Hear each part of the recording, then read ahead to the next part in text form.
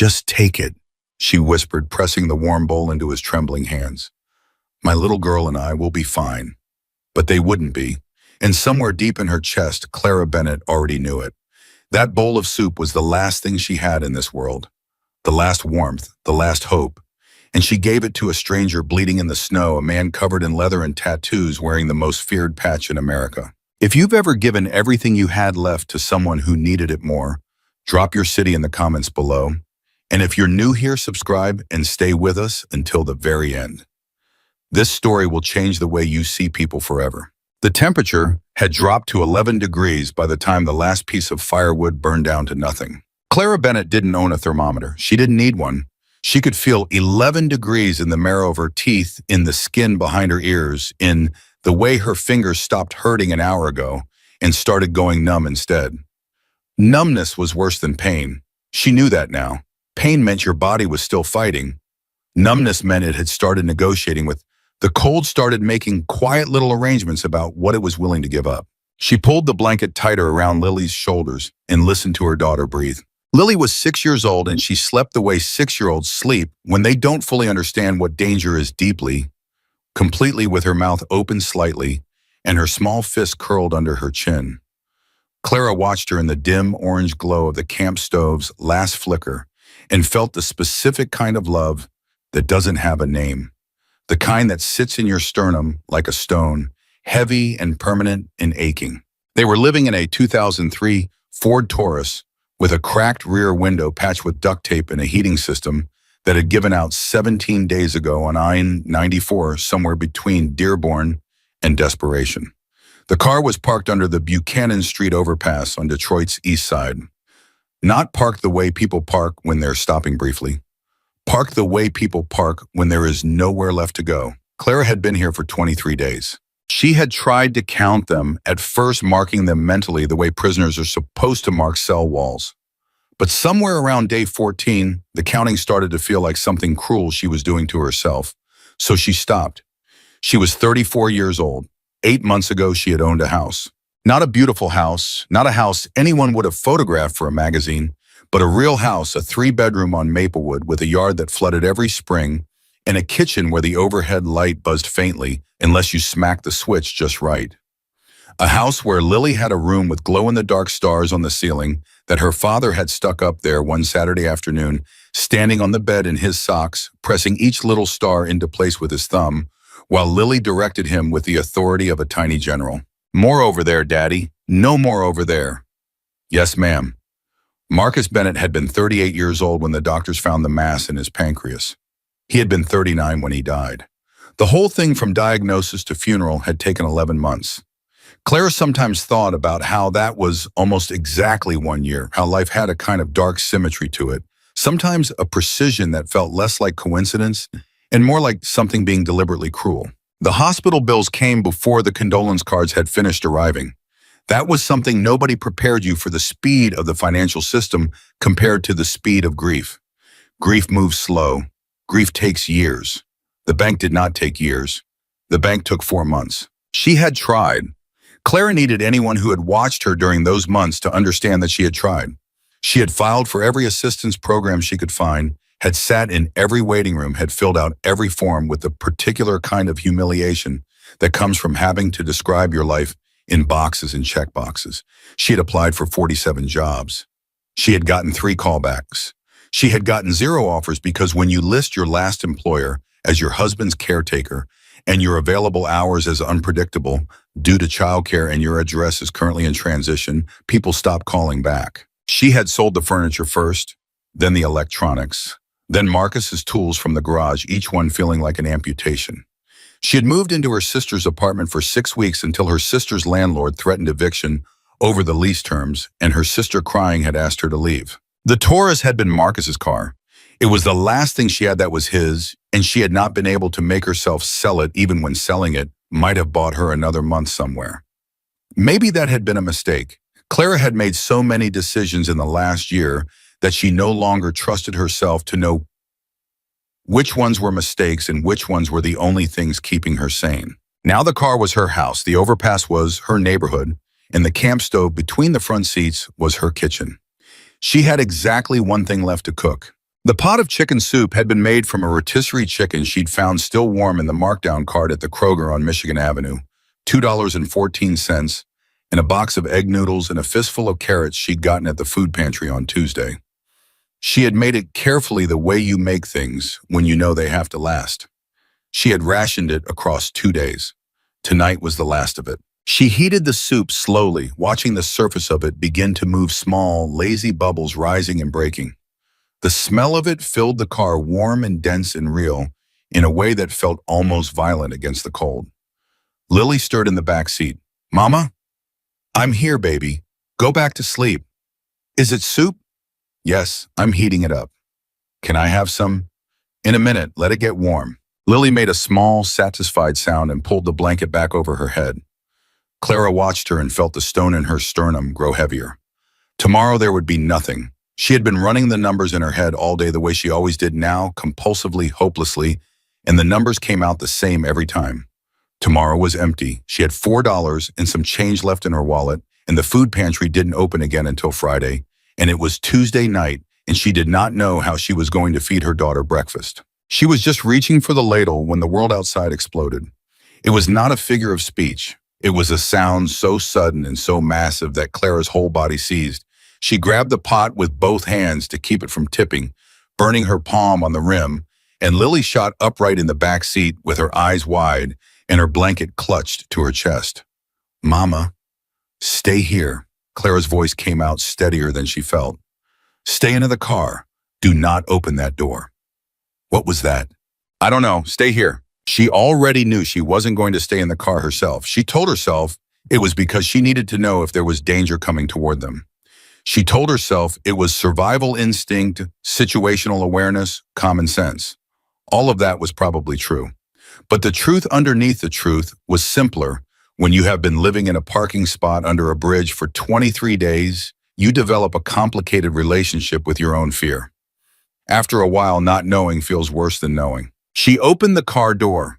The cold hit her like a wall. 11 degrees and a wind coming off the river that found every gap in her jacket. She pulled it closed at the collar and stepped out onto the concrete and looked toward the sound. He was maybe 40 feet away, half hidden in the shadow at the edge of the overpass where the streetlight didn't reach.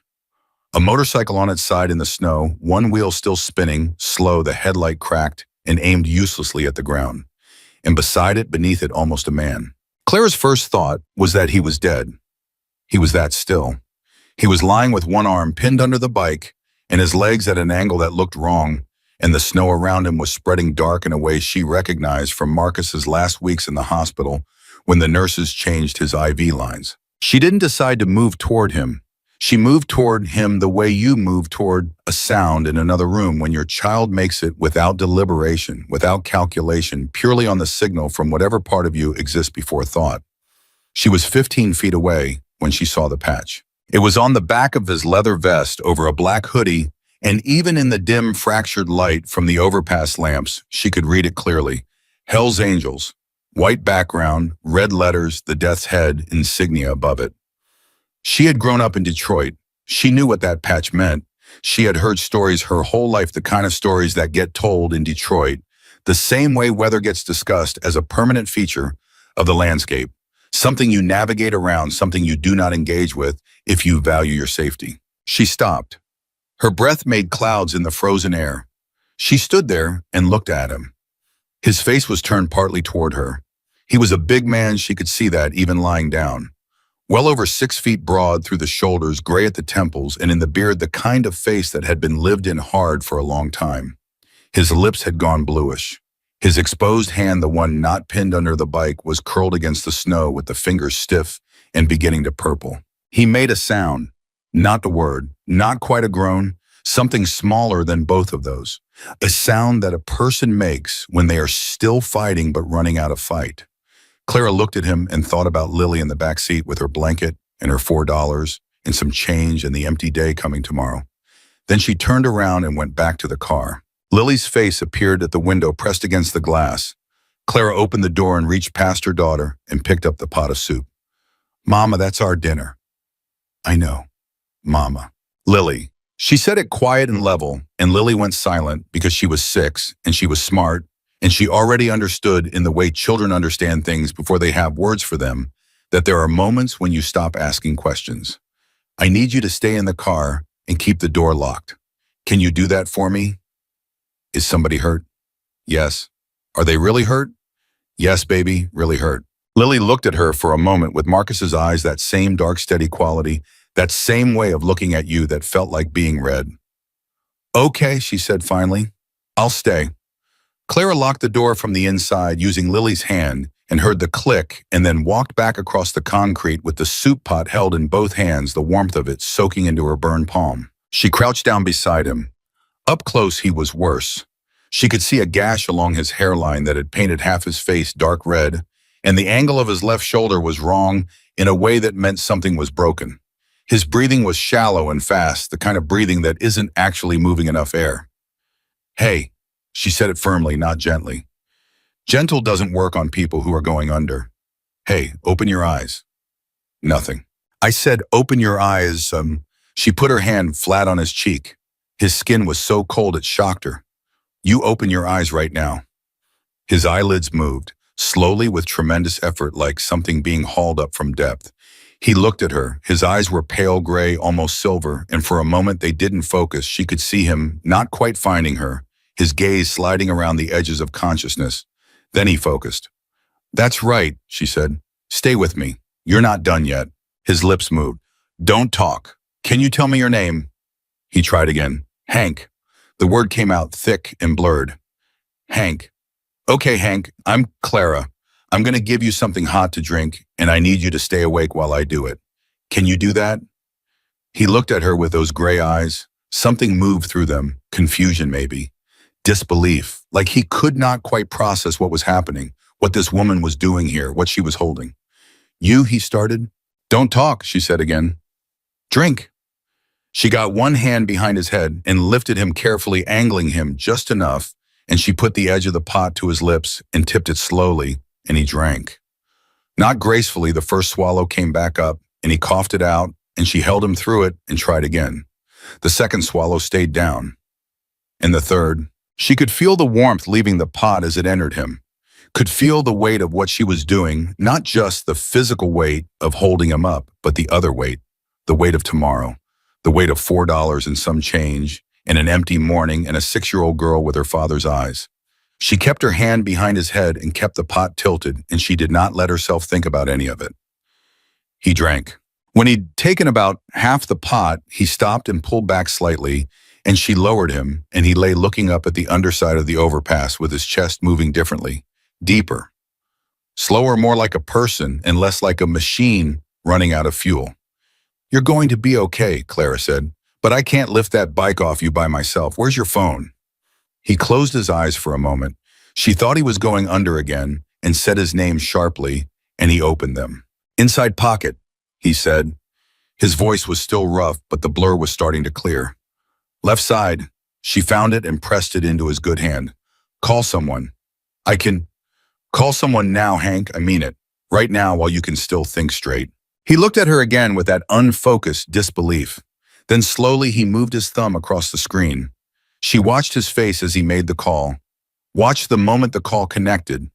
Watched something shift behind his eyes when the voice came through on the other end. Something that might have been relief or might have been something harder to name.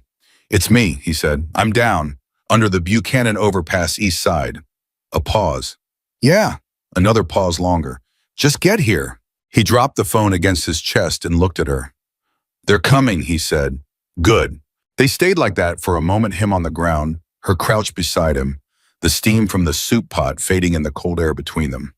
She could hear the wind off the river. She could hear a distant siren, probably unrelated. She could hear Lily in the car. She had her window cracked a 1/4 inch, and Clara could hear her daughter humming something soft and tuneless, the way she did when she was trying not to be scared. That's your kid? Hank asked. Yes. He looked around slowly, and she could see him putting the picture together. The Ford Taurus, the overpass, the camp stove lights still glowing orange through the car window. You're living here. It wasn't a question. She didn't answer it like one. Yes, she said. He was quiet for a moment. He looked up at the underside of the overpass again, at the concrete above him streaked with the exhaust of years and years of passing traffic. "That was your food," he said. "That soup." "Yes." "All of it." Clara looked at him steadily. "Yes." Something happened to his face. It was subtle and it was real, and it was the most human thing she had seen on a man's face in a very long time. His jaw tightened. His eyes went somewhere she couldn't follow. And she watched him try to put words to whatever had just happened inside him, and fail, and then give up trying, and just lie there with the failure of it written plainly across his features. "Why?" he finally said. It was a genuine question, not rhetorical. He actually wanted to know. Clara thought about it for a moment, not performing the thinking, actually doing it, actually looking for the honest answer. Then she said, "Because it was the right thing." He stared at her. "That's it," he said. "That's it." He made a sound that might have been a laugh, except there was nothing funny about any of it. He shook his head slowly, carefully, given the state of it. "Lady," he said, "do you know who I am? I know what your patch says." "That doesn't scare you." "Everything scares me right now," Clara said. "Cold scares me. Hungry scares me.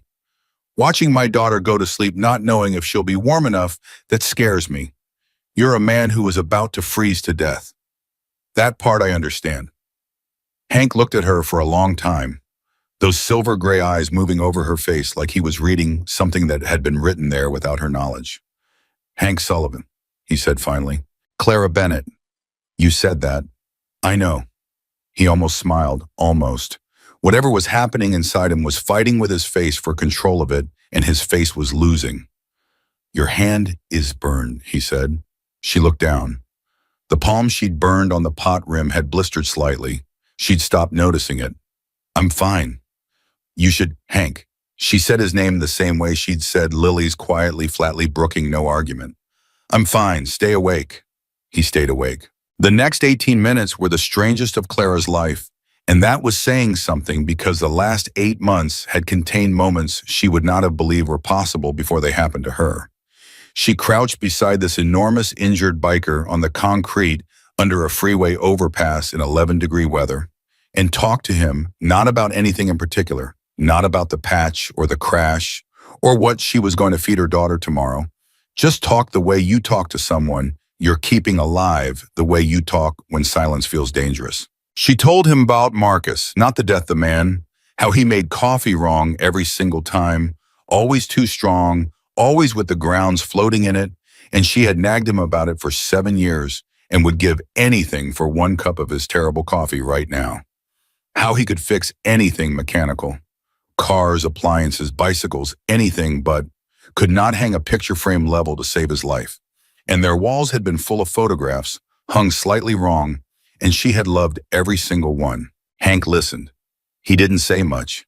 He was in pain. She could see it in the set of his jaw, in the way he breathed through his nose when a wave of it moved through him. But he listened like listening was the most important thing he had to do right now. "How old's your girl?" he asked at one point. 6. "She's tough, sitting in that car alone." "She's tough," Clara agreed. "She gets it from her father." "You're not exactly soft yourself." Clara looked at him.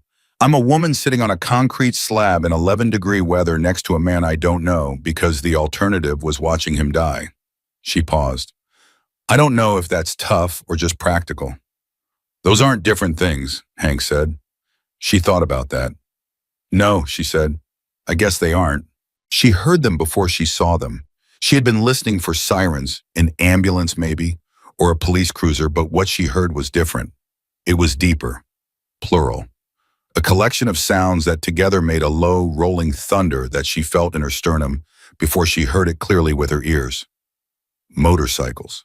3 of them came down the access road. First their headlights cutting through the dark, and then 4 more behind, and then the road was full of them. Clara stood up, her hand going automatically to her chest, her heart suddenly loud in her ears. The riders pulled up and killed their engines one by one, and in the sudden silence she could hear her own breathing. The first man off his bike was big, not as big as Hank, but close. He was wearing the same leather vest, the same patch, and his face had the look of someone who had been very calm for a very long time and was currently using all of that calm to stop himself from being something else. He looked at Hank on the ground, looked at the bike, looked at Clara. "You called it in?" he asked Hank. "She called it in," Hank said. Get this bike off me, Billy. My shoulders. Yeah, I see it. The man named Billy was already moving, already signaling to two of the others, and in 30 seconds, three of them had lifted the motorcycle off Hank's arm with a precision that spoke of practice, not the practice of emergency, but the practice of people who are accustomed to taking care of each other. Clara stepped back. She stood at the edge of it and watched these men work, watched them check Hank's shoulder, watched one of them produce a first aid kit from a saddlebag, watched another already on his phone, already talking presumably about medical help, all of it happening fast and coordinated and completely focused. None of them looked at her. She took the empty soup pot and walked back toward the car. Lily had her face pressed to the glass again. Clara unlocked the door and got in and closed it and sat for a moment with her hands in her lap. Mama, Lily's voice was small and careful. Is he okay? I think so. His friends came. That's good. Yes. Mama, a pause. Are we going to be okay? Clara looked at the pot in her lap. She looked at the camp stove with its low orange flicker. She looked at her daughter's face in the rearview mirror. Those eyes, those specific eyes, and she made herself stay honest, which was the hardest thing, which was always the hardest thing. I don't know yet, she said, but we're here. We're warm enough, and we're together. That's where we start. Lily considered this with the seriousness of a child who has learned that some answers are the whole answer you're going to get. Okay, she said. That's okay. Clara reached back and found her daughter's hand in the dark and held it. Outside, she could hear the bikers working. She could hear voices, low, quick, purposeful. She could hear the sound of someone's boots on the concrete, and then another set, and then the beam of a flashlight swept briefly across the car's rear window. And then she heard the knock on the glass. It was the man named Billy. He was crouched slightly to be at window level, one hand up flat in the universal gesture of, I mean no harm. Clara rolled the window down 2 inches. Ma'am, his voice was flat and controlled. Hank says you gave him your food. Clara said nothing. That true, yes. Billy looked at her for a moment. Then he reached into the pocket of his jacket and pulled out something and held it toward the window. It was folded bills, Clara saw. Paper bills. No, she said immediately. Ma'am. No, I don't want money. Billy's jaw tightened slightly. It's not charity. It's for the food. You fed one of ours. That means nothing, Clara said, not unkindly.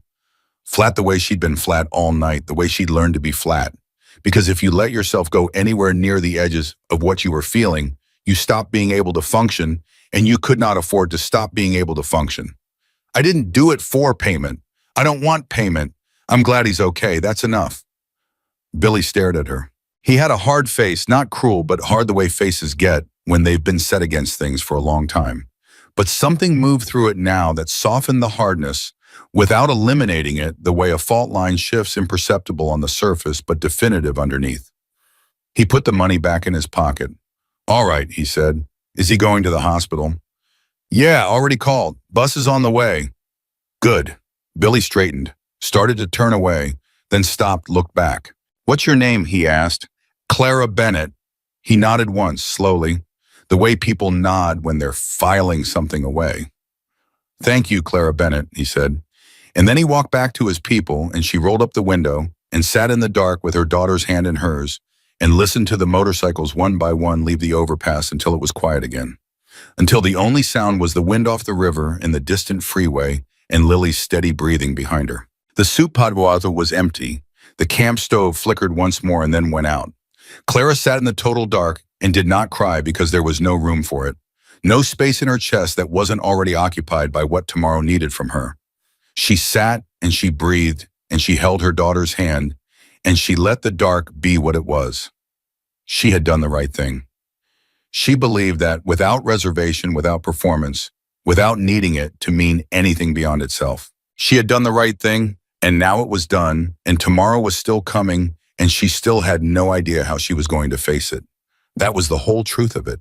That was where she was. Outside under the Buchanan Street overpass, the snow kept falling soft and indifferent and beautiful in the way that things are beautiful when they don't care what they cost you.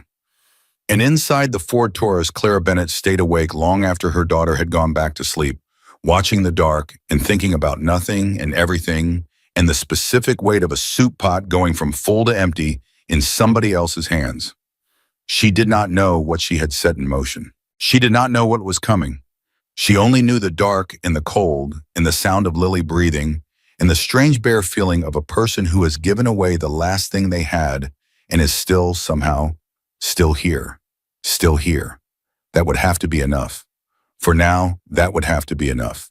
The ambulance left without its siren on. Clara noticed that. She noticed it the way you notice small, strange things when your mind has gone quiet from exhaustion, not screaming through the night, just rolling away slow and steady, under the overpass lights, taking Hank Sullivan with it into the dark. Professional, unhurried. Like whatever emergency had existed here had been contained and filed and was now someone else's department. She sat in the Taurus and watched the taillights disappear and felt the particular emptiness that follows an adrenaline crash. Not peace, nothing as comfortable as peace, but a kind of hollow stillness where all the decisions have been made and the body hasn't caught up yet to the fact that it can stop bracing. Lily was asleep again, genuinely asleep this time, not the light, anxious sleep from before, but the deep kind, the kind where her face went completely slack and her breathing slowed to almost nothing and her fist uncurled against the seat. Clara watched her for a long moment and then looked at the camp stove sitting cold between the front seats. No heat, no food, no plan. She had known this was coming. She had known it for 3 days, had been running the math obsessively, the way broke people run math, not because the numbers change, but because the act of counting feels like doing something, feels like control even when it isn't. $4.62 in her wallet. The food pantry on Livernois didn't open until Friday. It was Tuesday night or Wednesday morning. Now she had lost exact track. That was 2 days. 2 days of nothing. She put her head back against the headrest and closed her eyes and let herself have 30 seconds of not thinking. Just 30. She had learned to do this to give herself small, deliberate breaks from the weight of it, the way you put down a heavy bag for a moment. Not because you're done carrying it, but because your arms need 30 seconds or they'll give out entirely. 28, 29, 30. She opened her eyes. The knock on the passenger window came so suddenly she flinched hard enough to hit her elbow on the door handle, and Lily stirred in the back but didn't wake, and Clara turned to find a face she hadn't seen before at the glass. A woman, 50s maybe. Short hair gone mostly silver, dark eyes that were direct without being hostile. She was wearing a leather vest identical to the ones the men had worn with the same patch on the back, and she had a paper bag in both hands held up at window level in that same gesture of, I mean no harm that Billy had used. Clara stared at her. The woman said something, but Clara couldn't hear it through the glass. She gestured with the bag, not aggressively, just practically the way someone gestures when they want you to open the door and they don't have all night. Clara rolled the window down 2 inches. I'm Donna, the woman said. No last name, no preamble. I'm Hank's sister. I heard what you did. There's nothing to hear, Clara said. Sure there is. Donna held the bag out toward the window. This is food, for you and your little girl. Don't tell me no. I already told the other one no. I know. Billy told me. Donna's mouth did something that wasn't quite a smile. He also told me you meant it, so I'm not offering you money. This is food. You can't say no to food for your kid on a principle. That's not how principles work when you've got a 6-year-old. Clara looked at the bag. She could smell it even through the partial window, something hot, something dense and real. Her stomach contracted. How do you know she's 6? Clara asked. Hank told me. He remembered. Donna's voice went quieter on that last word. He remembers everything you said. More than you'd think a man in his condition would remember. She held the bag closer to the window. Take the food, Clara. The sound of her own name in a stranger's mouth, not unkind, not transactional, just her name, just said plainly, did something to Clara's chest that she was not prepared for. She felt the edges of the 30-second break she'd given herself start to fray. She took the bag. Thank you, she said, and she said it quickly because she didn't trust what was behind it. He's going to be okay, Donna said. In case you were wondering, broken collarbone, 6 stitches on his head, mild hypothermia. They said another 30 minutes out there, and it would have been different. Clara nodded. He knows that, Donna said. Hank knows exactly what 30 minutes means. I'm glad he's okay. Are you? It wasn't a question, not quite. Donna was studying her with those direct dark eyes. You don't know him. That's true. You didn't know him at all when you gave him everything you had. Also true. Donna was quiet for a moment. The wind moved between them and Clara felt it against her face through the 2-inch gap. My brother has been writing 22 years, Donna said. In those 22 years, I don't think I could count on both hands the number of people who did something for him without wanting something back. She paused. He's going to want to fix this. There's nothing to fix. He won't see it that way. With respect, Clara said, what Hank Sullivan sees or doesn't see isn't really my concern. I'm glad he's alive. I hope he heals fast. That's the end of it for me. Donna looked at her for a long moment. You really mean that? Donna said slowly. Yes. That might be the most dangerous thing about you, Donna said. And before Clara could ask what that meant, she had stepped back from the window and turned and walked toward the last remaining motorcycle at the edge of the overpass and started it up and was gone. Clara sat with the paper bag in her lap and listened to the engine sound fade. She looked inside the bag. Someone had packed it with care, not just thrown things in, but actually thought about it. A thermos of what turned out to be coffee when she opened it, still genuinely hot. 2 portions of what looked like real food, the kind that came from someone's actual kitchen, wrapped in foil. A Ziploc bag with crackers and peanut butter and 3 tangerines. At the bottom, wrapped separately in a paper towel, a small container of cut-up fruit with a plastic fork taped to the lid. She sat holding the container of cut fruit, and something happened that she had told herself was not going to happen, had actively prevented from happening through sheer force of function for the last 6 hours, and for about 45 seconds she cried. Not dramatically, not the kind of crying that relieves anything. Just the specific, quiet crying of a person who has been carrying something very heavy for a very long time and has just been handed briefly something light. Then she stopped, wiped her face with the back of her wrist, poured coffee into the thermos cap, and drank it. She would eat in the morning. She needed to stay sharp tonight. But even as she made that decision, she was already unwrapping one of the foil portions, just to know what was in it, and the smell that came out was chicken and rice and something herbed and warm, and she ate half of it, sitting up in the driver's seat in the dark, and it was the best thing she had tasted in weeks, and she hated how much she needed it to be. Sleep didn't come easy. It never did. The cold had settled back into the car within an hour of the camp stove going out, and without the heater, it was a slow, grinding cold that didn't spike or shock, but simply accumulated, degree by degree, the way debt accumulates, the way grief accumulates, through consistent pressure applied over time. She pulled every blanket they had over herself and Lily, who had migrated in her sleep from the back seat to pressed against Clara's side, one small arm across her mother's ribs. Clara lay there and stared at the underside of the overpass and thought about Donna's last words. That might be the most dangerous thing about you. She didn't understand it. She turned it over and looked at it from different angles and still didn't understand it. And eventually she decided that understanding it wasn't necessary right now, that it was the kind of thing you file under things I will think about when I have the bandwidth, which was a filing cabinet, in Clara's mind that had gotten very full in the last 8 months. She slept, badly, in 1-hour increments with the cold waking her each time. At 7 in the morning, she woke to the sound of Lily saying mama in a tone that was not alarmed but was specific. The tone that meant something requires your attention, and she opened her eyes and found Lily sitting up and pointing at the windshield. There was a man outside the car, not close. He was standing maybe 20 feet back, leaning against a concrete pillar with his arms crossed and his collar up against the cold. He was wearing the vest. Clara did not recognize him from the night before. He was younger than Billy and Hank, mid-30s maybe, with a close-cropped beard and the particular posture of someone who has been standing watch for a while and has made his peace with it. As Clara sat up, he looked directly at the car and gave a single nod. Not threatening, not demanding, just acknowledging. Who's that? Lily said. I don't know. Is he watching us? Yes. Why? Clara looked at the man. He had looked away again, was looking out at the access road with that same patient, watchful posture.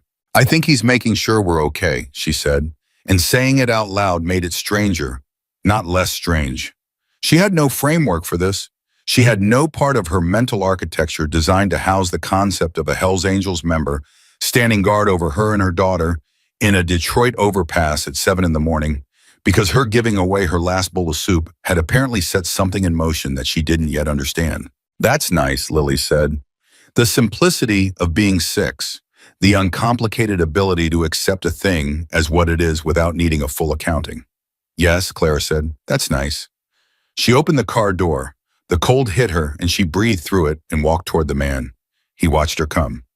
Morning, he said when she was close enough. Morning, I'm Clara. I know, I'm Eddie. Did someone ask you to be here? Billy asked me to keep an eye out overnight. I picked up the tail end of the shift around 4. Overnight, Clara repeated. Someone was here all night. Yes, ma'am. She stood with that for a moment. You didn't have to. We know we didn't have to. Eddie looked at her steadily. He had a quality about him that she was starting to recognize as a pattern in these people, a specific kind of directness, the kind that comes not from aggression, but from having decided some time ago to stop spending energy on indirection. We wanted to. Hank would have wanted to. That's how it works. How what works? When someone does right by us, Eddie said simply. Clara didn't have a response to that. She stood in the cold and looked at this young man who had spent the night on concrete watching over her family, and she felt something move through her that was too complicated to name and too close to the surface to examine safely. Thank you, she said finally. You're welcome. He pushed off the pillar. I'm going to head out, but there will be someone around today. Just so you know. You don't need to do that. No, Eddie agreed pleasantly. We don't. And he walked to his motorcycle and put it in gear and left, and Clara stood alone in the cold and watched him go. She went back to the car and helped Lily with the breakfast from the bag, the crackers and peanut butter. 1 tangerine, the cut fruit.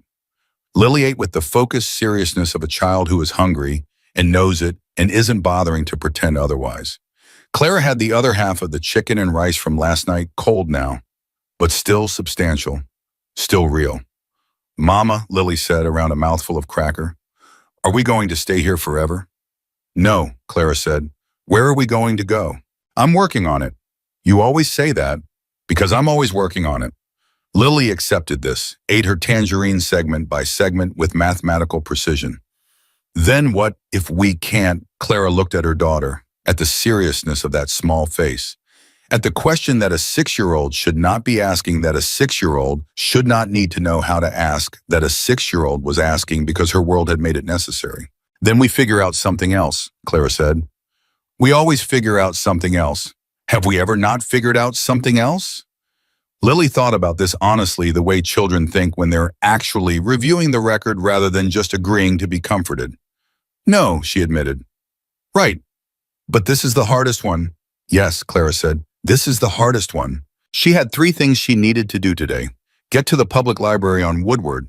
It opened at 9, had heat, had computers, had bathrooms where she could clean them both up properly. Apply for the Emergency Housing Assistance Program through the county, which she'd started an application for 2 weeks ago, but hadn't been able to finish because the process required documents she'd had to track down. And call the number that the social worker at the food pantry had given her 3 weeks ago, a housing nonprofit that supposedly had emergency placement, a number she had not called because calling it would mean saying the thing out loud to an official person, and something in her had needed more time before she did that. She was out of time. She knew it. This was the day she stopped needing more time. She had gathered their things and was about to start the car when her phone buzzed. Unknown number. She stared at it for a moment. Unknown numbers were never good news. Unknown numbers were debt collectors mostly had been for months.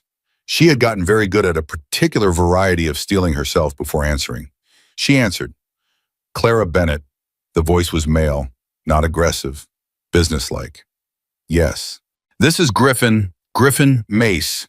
I'm the president of the Detroit chapter. The silence that followed was 2 seconds long and felt much longer. Of the Hells Angels, she said. That's right. She looked at Lily, who was brushing cracker crumbs off her lap with great concentration. How did you get my number? Hank had it.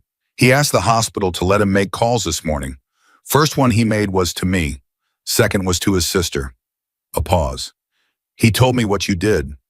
Mr. Mace. Griffin, she exhaled. I appreciate the food that was sent last night and the man who stayed. I genuinely do. But I'm not looking for anything. I made a choice, and I'm glad I made it, and I know, Griffin said. I know that. Hank made that very clear. His voice had a quality to it, measured, deliberate, the voice of a man who has been in enough situations to understand the value of choosing words carefully. I'm not calling to offer you something you don't want. I'm calling because I want to understand something. Clara waited. Hank said you knew who he was, said you saw the patch. Yes. And you still helped him. Yes. Another pause. Longer this time. Why? She had answered this question once already, 12 hours ago on a concrete slab in 11-degree weather. She gave Griffin Mace the same answer she had given Hank Sullivan, because it was the right thing. He was quiet for so long she thought the call had dropped. Then he said, "You know what most people do when they see that patch and somebody's down? I can guess. They walk the other direction, fast." His voice was flat and factual, not bitter, just reporting. In 23 years of riding, I could count on one hand the number of times a civilian walked toward one of ours in trouble. He paused again. You walked toward him, with soup. It was what I had. Yes, Griffin said, that's the part. Clara did not know what to say to that, so she said nothing.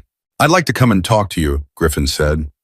Today, if that works, not to give you anything, not to make anything a transaction.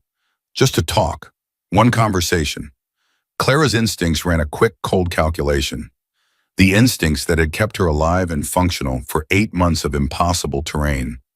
She ran the variables the way she ran the money math, not because the outcome was certain, but because the act of running it was what kept you from being foolish. A motorcycle club president wanted to meet her. She was living under a bridge with a 6-year-old. She had no leverage, no allies, no institutional protection.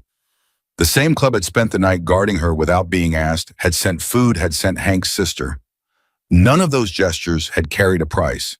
None of them had carried any implication she could identify. She thought about Donna's direct dark eyes, about Eddie's matter-of-fact posture against the pillar, about Billy reaching through the window with money and then putting it back when she said no and not making an argument out of it. All right, she said, what time? 10 o'clock, I can come to you. I'll be at the public library on Woodward. I need to use their computers. A brief pause. We can use their computers, Griffin said. My son's a paralegal. He's been trying to help me with some property stuff, and I am not good at... He stopped himself. That's not relevant. 10 o'clock, the library. 10 o'clock, Clara said. She hung up and sat for a moment. Who was that? Lily asked. A man who wants to meet us. From the bikers. Yes, Lily thought about this. Is he going to be nice? I think so. Okay. Lily handed Clara a cracker. You should eat something before we go. Clara looked at the cracker, looked at her daughter. When did you get so practical? She said. Lily shrugged with the sublime confidence of a child who has always been this way and knows it. I get it from you. The library was warm in the specific institutional way of public buildings that have been heated for decades, not cozy, not comfortable, but genuinely, thoroughly warm, the kind of warmth that costs nothing and means everything when you've been sleeping in a car. Clara felt Lily's whole body relax the moment they walked through the front doors, a slow physical exhale, and she realized her daughter had been braced against the cold for so long that relaxing out of it was visible. That realization landed somewhere in her chest and sat there. She got Lily settled at a children's table with a stack of picture books and her crackers in her coat pocket, and then found a computer terminal in the corner and opened the county housing application and got to work. The application was 12 pages long. It required documentation she had to pull from her email. The foreclosure notice, the death certificate, tax records from 2 years ago, Lily's birth certificate, a letter from the food pantry confirming food insecurity, and a signed statement describing current living situation. Clara had gathered most of these over the past 2 weeks in the same painstaking way. She did everything now methodically without the luxury of frustration, one step at a time. She was on page 9 when she felt someone stop behind her. She turned.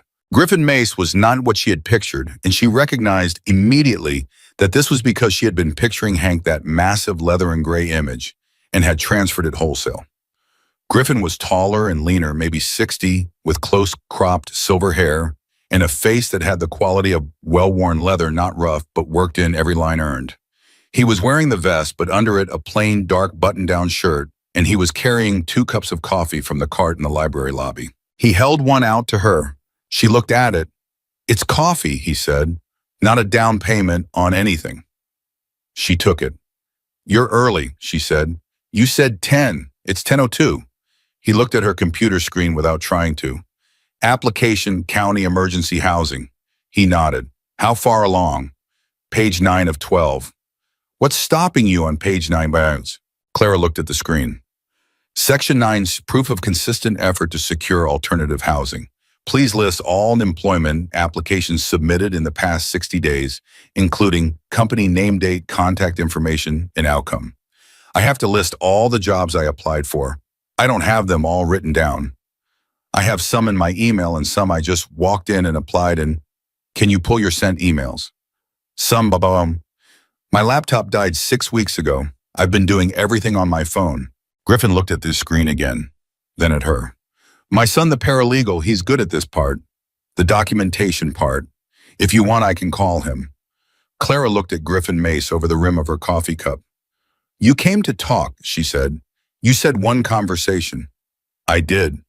So talk. He sat down in the chair beside the computer terminal, the one that was technically for a second patron, and he set his coffee on the desk and he looked at her with the kind of directness that she had already identified as a characteristic of these people, this particular variety of eye contact that did not flinch and did not demand, just looked. Hank called me from the hospital at 6 this morning, Griffin said. I've known Hank Sullivan for 19 years. We've been through things together that I'm not going to list because they're not relevant, and some of them I'm not proud of. He paused. In 19 years, I have heard Hank Sullivan's voice in a lot of different states, angry, drunk, grieving. He lost his son 6 years ago. Motorcycle accident, 19 years old. He said it plainly, not for effect, just as fact. Scared. I've heard Hank scared. I've heard him in the hospital before. He picked up his coffee. I have never heard him the way he sounded this morning.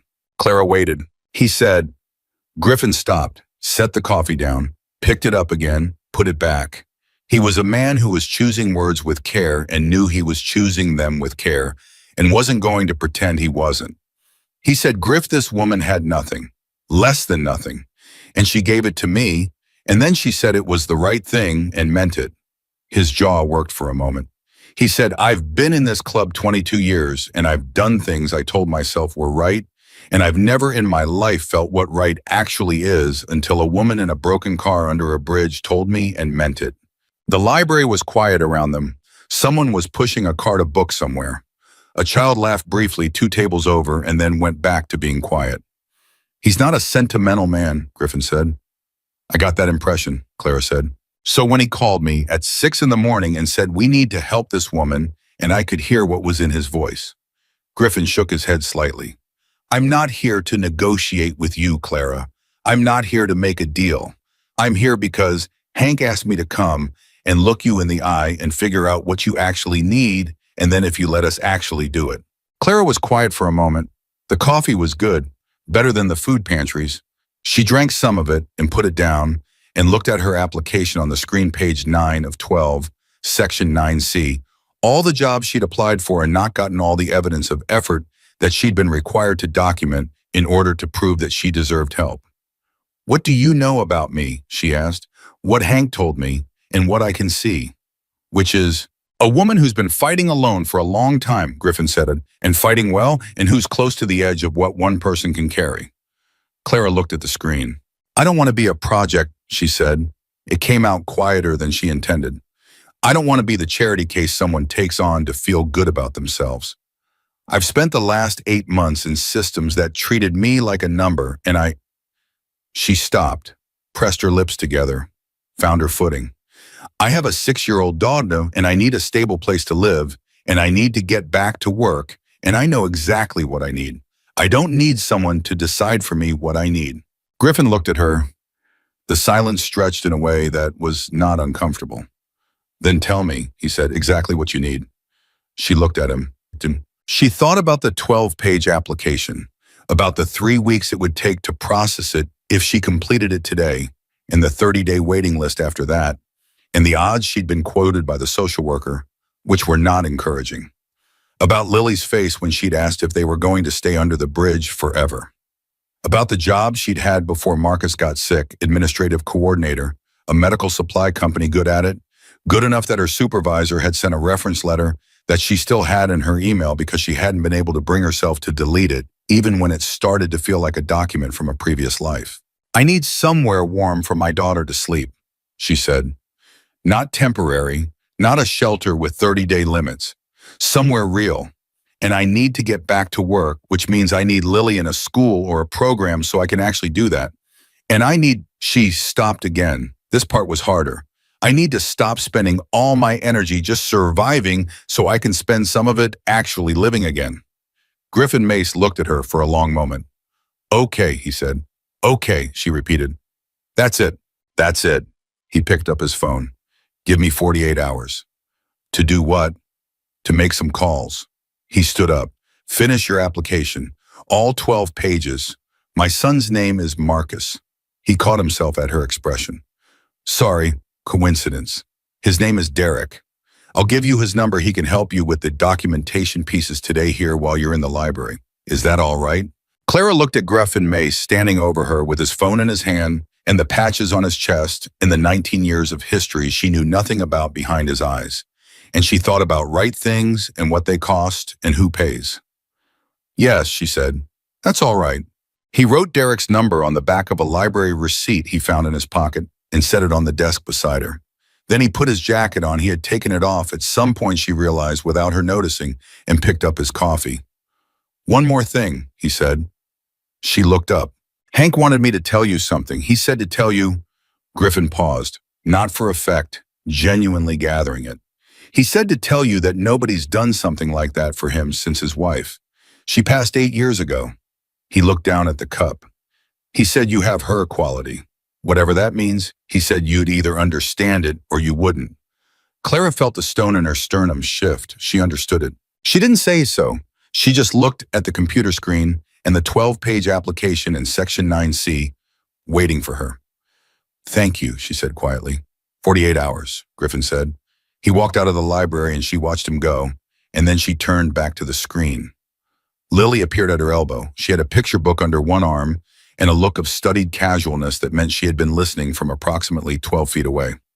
Was that him, Lily said, the president? Yes? He seemed okay. He was okay. What did he say? Clara looked at Section 9C and started typing. He said he's going to help us, she said. Do you believe in him? She typed another line. Thought about Griffin's voice. Thought about 48 hours. Thought about Hank Sullivan at 6 a.m, calling from a hospital bed to say a woman in a broken car made him understand what right actually means. Yes, Clara said, I believe him. Lily leaned against her arm. Good, she said. And Clara kept typing page 9 of 12, the whole long record of trying all of it, because it was what she had, and she was going to finish it, and she was going to do the next thing after it, and the next thing after that. That was how you kept going. You just kept going. Derek Mace was 29 years old, and he had his father's eyes and none of his father's economy, with words which Clara discovered within approximately 4 minutes of him sitting down beside her at the library computer terminal. Okay, so the thing about Section 9C, he said, pulling his chair close and leaning toward the screen, with the specific energy of a person who genuinely enjoys documentation problems, is that the county designed it to be impossible on purpose, not maliciously impossible, just bureaucratically impossible, which is actually worse because there's no one to be angry at. You just have to out-document the documentation, which we can do. Do you have your email pulled up? Yes. Okay, and your phone, can you forward everything job-related to a temporary address so we can pull it into one place? I use a system where, actually, do you want me to explain the system or just do the thing? Just do the thing, Clara said. Derek grinned.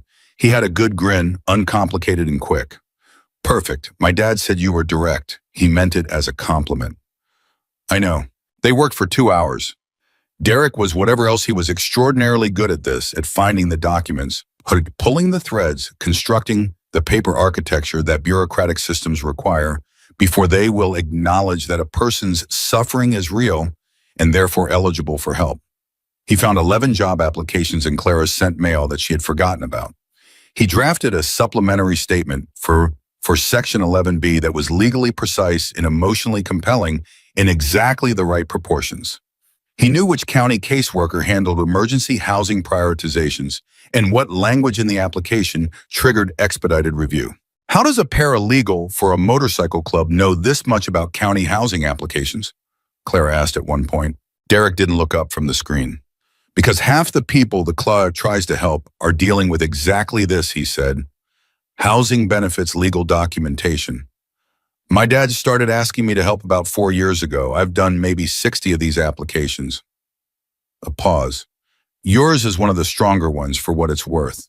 Your documentation trail is solid. You've been doing everything right. Clara looked at the screen. It doesn't feel like it. It never does from the inside. Derek typed something quickly. But from the outside, what I see is someone who filed for every available program, maintained documentation through a housing crisis, while caring for a child alone, kept applying for work, despite getting no responses, and never missed a food pantry appointment. That's not failure. That's a person the system has been failing. The stone in Clara's sternum shifted again, the way it had when Griffin said her name, and when Donna called her Clara through the 2-inch window gap. She was developing a growing suspicion that the Mace family was more dangerous to her composure than any motorcycle patch had ever been. She submitted the application at 11:47 in the morning. Derek made her screenshot the confirmation number and email it to herself and write it on a piece of paper and put it in her wallet. Triple redundancy, he said. For anything important, always triple redundancy. You're very thorough. My dad raised me that way. He closed the laptop he'd brought with him and started packing his bag. He's going to call you tonight. Whatever he tells you, I want you to know it's real. He doesn't say things he doesn't mean. Never has. How long has he been the president? Clara asked. 14 years. Derek zipped his bag. He took over after the previous guy made some decisions that hurt people inside the club. My dad cleaned it up. It took him about 3 years and cost him. He stopped. It cost him a lot. But the chapter he runs now is different from what it was. Different in ways that matter. Clara looked at him. Why are you telling me that? Derek looked back at her steadily. Because I think you're trying to figure out whether to trust him, and I'd rather you just have the information than have to guess. He stood up. Lily's about to lose her mind over there, by the way. She's read every picture book on that rack twice. Clara looked over. Lily was indeed staring at her with an expression of polite but clearly maxed out patience. Thank you, Clara said to Derek, for the application, for coming. Don't thank me yet, Derek said. Thank me in 48 hours. He left, and Clara went to her daughter, and they spent the rest of the morning in the library's warmth. Lily in the children's section with a librarian who had taken a visible shine to her and was producing books from somewhere in the back that weren't on the public shelf. Clara at a table nearby with a yellow legal pad, writing down everything she could think of that constituted a plan. Not a fantasy, not a wish list, a real plan with real steps and real contingencies. The kind of plan you make when you've been living inside the difference between wishing and doing for long enough to know exactly what that difference costs. By noon, she had 3 columns. Immediate needs, 30-day goals, 6-month targets. The immediate needs column was the longest. The 6-month column had things in it that felt almost laughably ambitious, but she wrote them anyway because Marcus had always said that you write down the thing you want, even when you can't see the path to it, because the writing is how the path starts to appear. She was on the 2nd page of the immediate needs column when her phone rang again. Not Griffin this time. A number she recognized, Sharon Pauley, her former supervisor at MedCorp Supply. The woman who had written the reference letter. The woman who, 14 months ago, had cried at Marcus's funeral and held Clara's hand during the service and said, "Call me whenever you need anything," and had meant it the way people mean things at funerals, which is fully and genuinely in that moment. And then life closes back over it, like water. Clara stared at the name on the screen. She answered it. Clara. Sharon's voice was exactly as she remembered it, warm and slightly rushed, the voice of someone who manages 12 things at once and has made her peace with it. I'm so glad you picked up. I've been trying to reach you. My number changed, Clara said. A few months ago.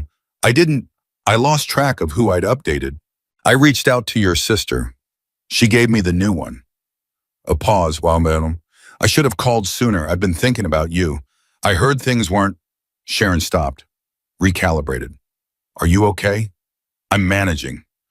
The silence on Sharon's end lasted 1 second too long, which told Clara that Sharon knew the answer to that question was more complicated than managing and had already known it before she called. I'm calling because we have an opening, Sharon said.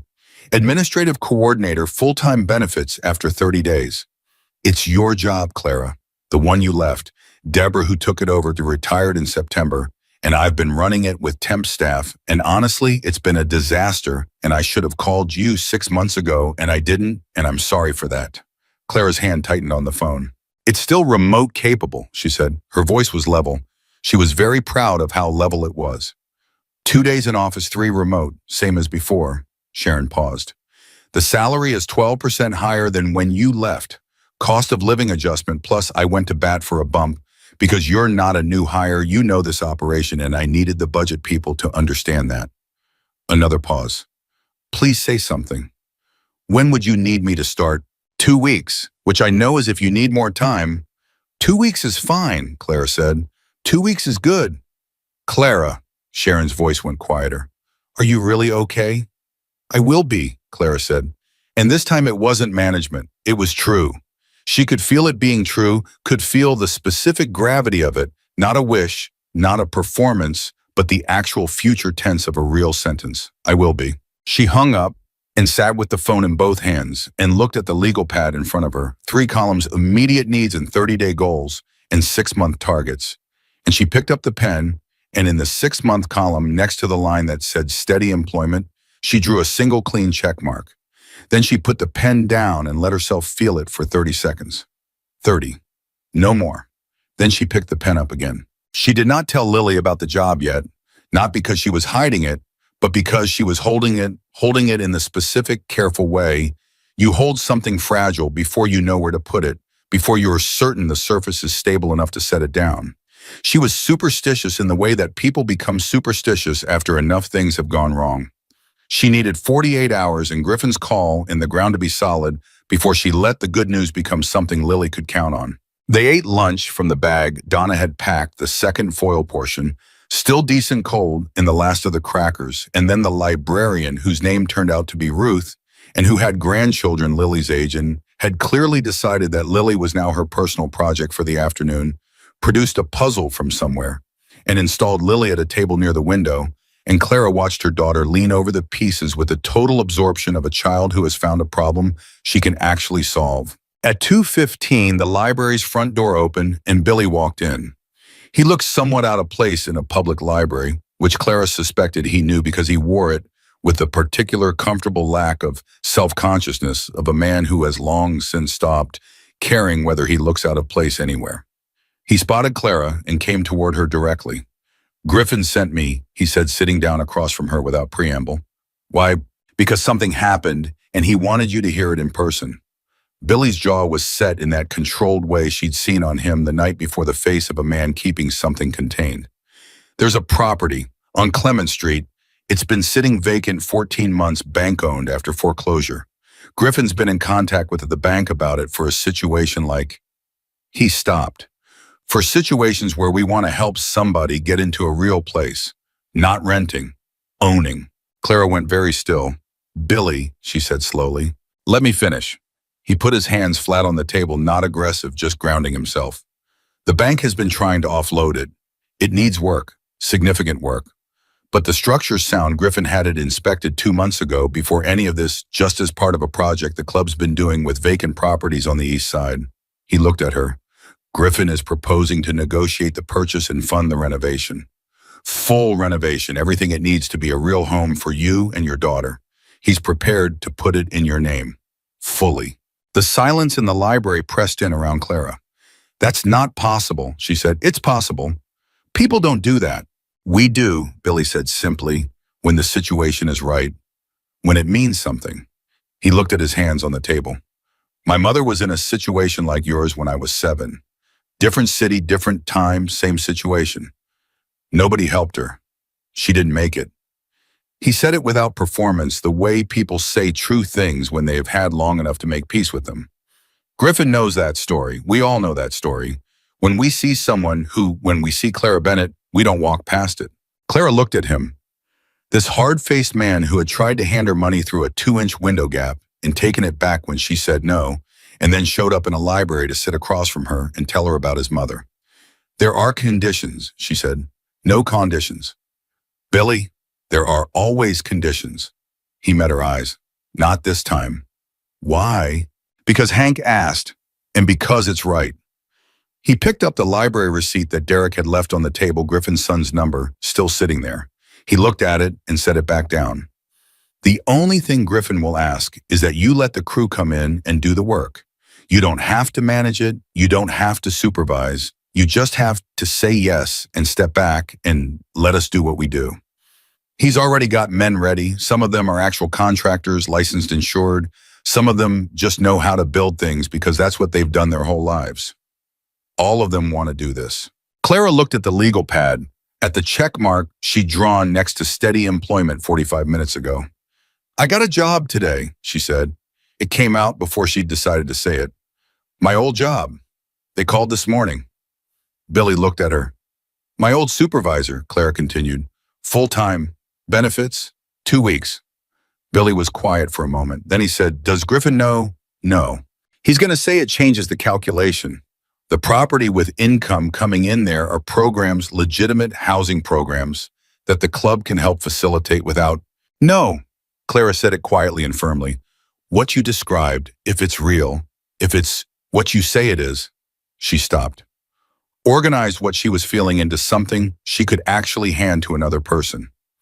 Lily has been sleeping in a car for 23 days. She's been cold every single night. She told me this morning that she wonders if we're going to stay under the bridge forever. Her voice held. She was proud of it holding. I start a job in 2 weeks. I can pay my way from that point forward. I will pay my way, but I need somewhere real for her to sleep in 2 weeks. And whatever the county application produces, if it produces anything, it won't be in 2 weeks. It won't be in 30 days. Billy nodded once. So yes, Clara said. Tell Griffin yes. Something shifted in Billy's face, subtle, real, the same quality of shift she'd seen in Donna's face through the car window, in Griffin's face in the library chair, in Derek's face over the computer screen. Like something releasing. I'll tell him, Billy said. He stood up. He'll want to move fast. Probably have people on site by tomorrow morning. How many people? Billy looked at her. However many it takes. He walked out, and Clara sat alone at the table and looked at the 3-column legal pad and the check mark and the empty lines below it that were no longer as empty as they had been this morning. And she breathed. She breathed slowly and deliberately, the way she had trained herself to breathe when things got very large, very fast. The measured breathing of a person who has learned that the body needs to be reminded sometimes that it is allowed to keep going. Then Lily appeared at her elbow, puzzle-flushed and triumphant. I finished it, she announced. The whole thing. Ruth said I was the fastest she'd ever seen. She's right, Clara said. Mama, you look weird. I'm fine. You look like when something happened, but you're not sure if it's good yet. Clara looked at her daughter, at the specific intelligence of that face the way it had always been. Marcus's intelligence filtered through someone entirely new. Someone who was becoming more herself every single day, regardless of what the world was doing around her.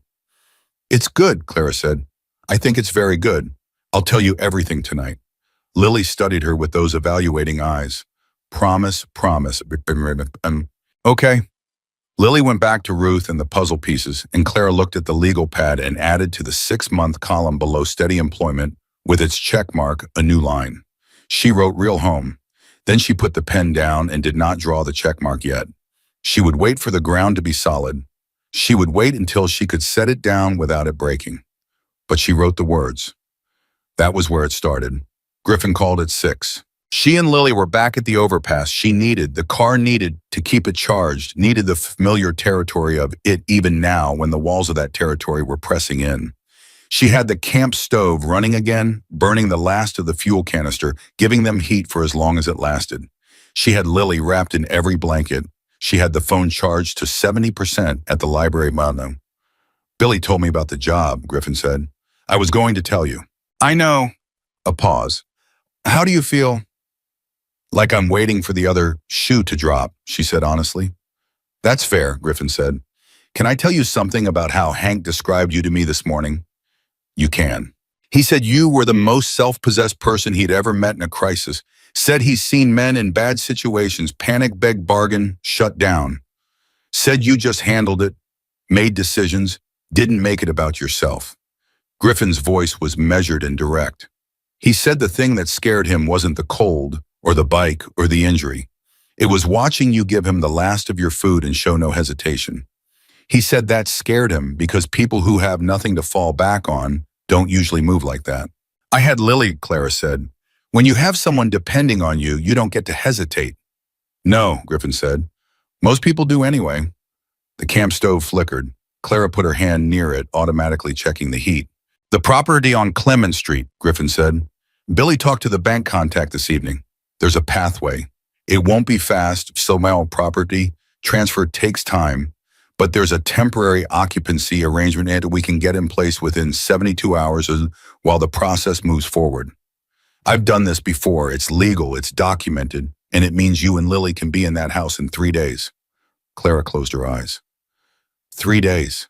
The renovation will happen around you, Griffin continued. My guys are good. They work fast and they work clean, and they won't make your life more disruptive than it needs to be. You have my word on that. I want to see it first, Clara said. The house, before I say yes. Of course. And I want to understand what I'm agreeing to. Exactly, all of it. I want Derek to walk me through any documents before I sign anything. That's exactly what Derek is for. And she stopped. This part was harder. This was the part she'd been circling all day, the part underneath the part. I want to be able to talk to Hank before this goes further. I want to talk to the person this started with. The silence on Griffin's end was thoughtful. He's still in the hospital, Griffin said. I know. He might not be ready for... That's his call, Clara said. I'm not asking to visit. I'm asking for 5 minutes on the phone. If he wants to talk to me, if he doesn't, that's fine too, and none of the rest of this changes. Griffin was quiet for a moment. I'll ask him tonight. Thank you. Clara. His voice shifted slightly, not softer exactly, but more settled the way a foundation settles when it's fully weighted. I've been doing this a long time, looking out for people inside the club and sometimes outside it. I've made mistakes. There are things in the chapters past that I'm not proud of, and I've spent 14 years trying to build something different, something that deserves the loyalty it asks for. A pause. What you did giving that soup, you didn't know it, but you gave it to the right man.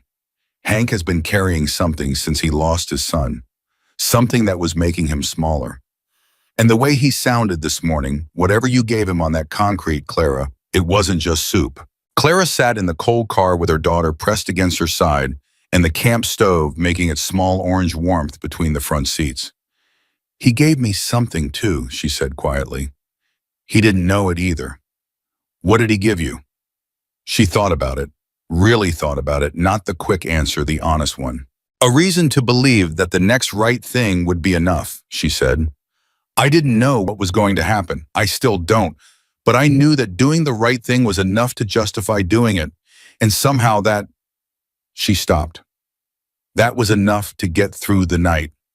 Griffin was quiet on the other end for a long moment. I'll have Hank call you, he said. Tonight, if he's up to it. Okay. Get some sleep, Clara. I'll try. She hung up and sat in the orange flicker of the camp stove with Lily's warm weight against her side. And she thought about 3 days and a house on Clement Street and the way a check mark on a legal pad can feel like the beginning of something real. Hank called at 9:17.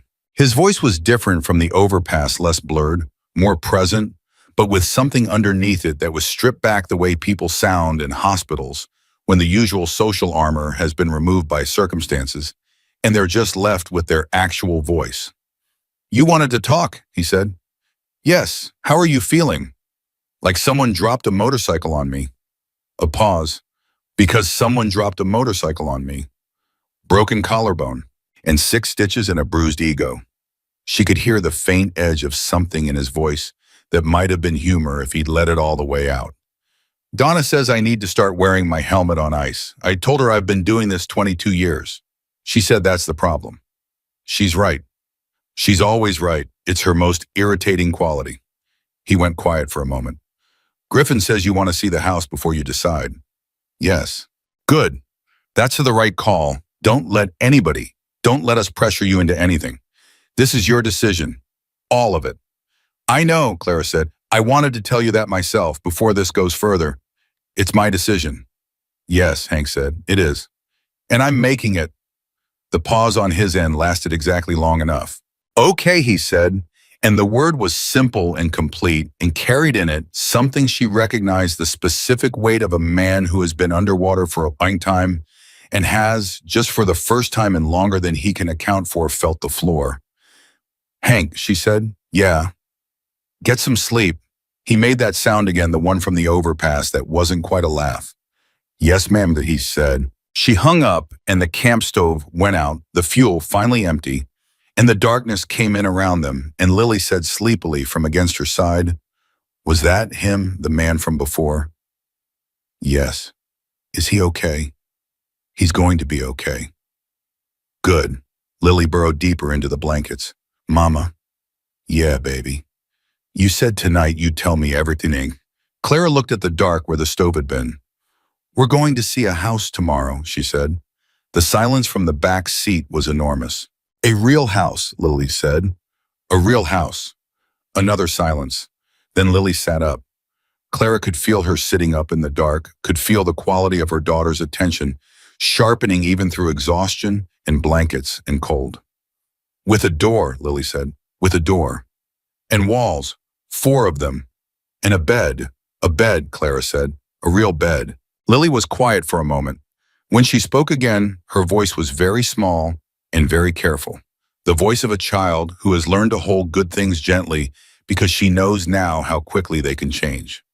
Mama, she said, are you sure? And Clara, who had not let herself be sure about anything in 8 months, who had spent 23 nights in this car, running math that never added up, who had given away the last bowl of soup on a concrete slab in 11-degree weather because it was the right thing, and had then sat in the dark and waited for the nothing that would follow it. Yes, she said, I'm sure. Lily lay back down. Clara felt her settle, felt the specific quality of her daughter's exhale, not relief exactly, but something adjacent to it, something quieter and more fundamental. The exhale of a child whose body finally believes what her mother has told her. The dark held them. The cold pressed in, and somewhere across the city in a house on Clement Street, that needed work but had 4 walls and a door and a yard and rooms that could become something a future was waiting to be walked into. Clara sat awake in the dark and let herself, for the first time in 23 days, want it. Really want it.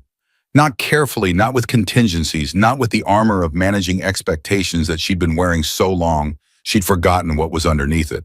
She let herself want the house and the woe and the bed for Lily, and the glow-in-the-dark stars on a ceiling somewhere stuck up there, 1 star at a time by whatever came next. She let herself want it all. The dark didn't argue. She didn't sleep much. That was nothing new. But the quality of the sleeplessness was different this time. Not the grinding, anxious wakefulness of a woman running impossible math, but something closer to the sleeplessness of the night before, something real. The kind that isn't quite fear and isn't quite excitement and sits exactly in the space between them, where the body doesn't know what to do with itself. At 5:40, she gave up and sat up and looked at the dark and made a decision. Whatever today was, she was going to meet it clean. She used the last of the water in the jug she kept under the passenger seat and washed her face and Lily's face and combed her daughter's hair with the small comb she kept in her coat pocket, and put Lily in her least worn outfit, the dark jeans and the blue sweater that still looked like something a child should be wearing to school. And then she put on her own best remaining clothes and sat back and looked at them both in the rearview mirror. You look nice, Lily said. So do you. Are we going somewhere important? Yes. To see the house. Not until this afternoon, but yes. Lily accepted this. She was eating the last tangerine from Donna's bag segment by segment with her customary mathematical precision. What happens this morning? Griffin is sending someone to take us to breakfast, Clara said, and then we're going to the house. Lily looked up from the tangerine. Griffin is the president. Yes. And he's sending someone to take us to breakfast. She said it the way a 6-year-old says something when she is quietly understanding that the world has shifted in some way she doesn't have full language for yet. Like a driver, like a friend, Clara said. And she wasn't entirely sure that was the right word, but it was the one that came and it didn't feel wrong. Billy arrived at 7:15 in a truck, not a motorcycle, a dark blue pickup that had clearly been used hard for years and was loved the way working vehicles get loved, without sentimentality, but with consistent maintenance. He knocked on the car window, the same way he always did, flat-palmed and straightforward. And when Clara opened the door, he looked at Lily and said, "You must be the one who finished Ruth's puzzle." Lily stared at him. "How do you know about that?" "Ruth's my aunt," Billy said. "She called my mother last night. Said a little girl came in yesterday and finished a 400-piece puzzle in 40 minutes. My mother told me. My mother tells me everything." He said it without expression, which somehow made it funnier. Lily looked at Clara. Clara looked at Lily. Neither of them had a response to this. "Come on," Billy said. "There's a diner on Michigan that does the best eggs in Detroit, and Griffin's already there and he doesn't like to wait." The diner was called Paulette's, and it was the kind of place that had been the same since 1974 and intended to remain that way. It smelled like coffee and bacon grease and something baked, and every surface was slightly too warm and slightly too loud and completely unambiguously real. Clara felt Lily's hand tighten in hers the moment they walked in. Not from fear, she realized, but from something else, from the specific grip of a child experiencing a place that feels like the world is supposed to feel and recognizing it. Griffin was in a corner booth with Derek and a third man she didn't recognize.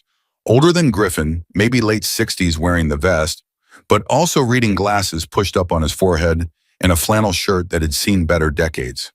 Griffin stood when he saw them. Held out his hand to Lily first. "You're Lily," he said. "Yes," Lily said. She shook his hand with the gravity of a small diplomat. "You're the president." "That's right." "Billy says you don't like to wait." Griffin looked at Billy. Billy looked at the wall.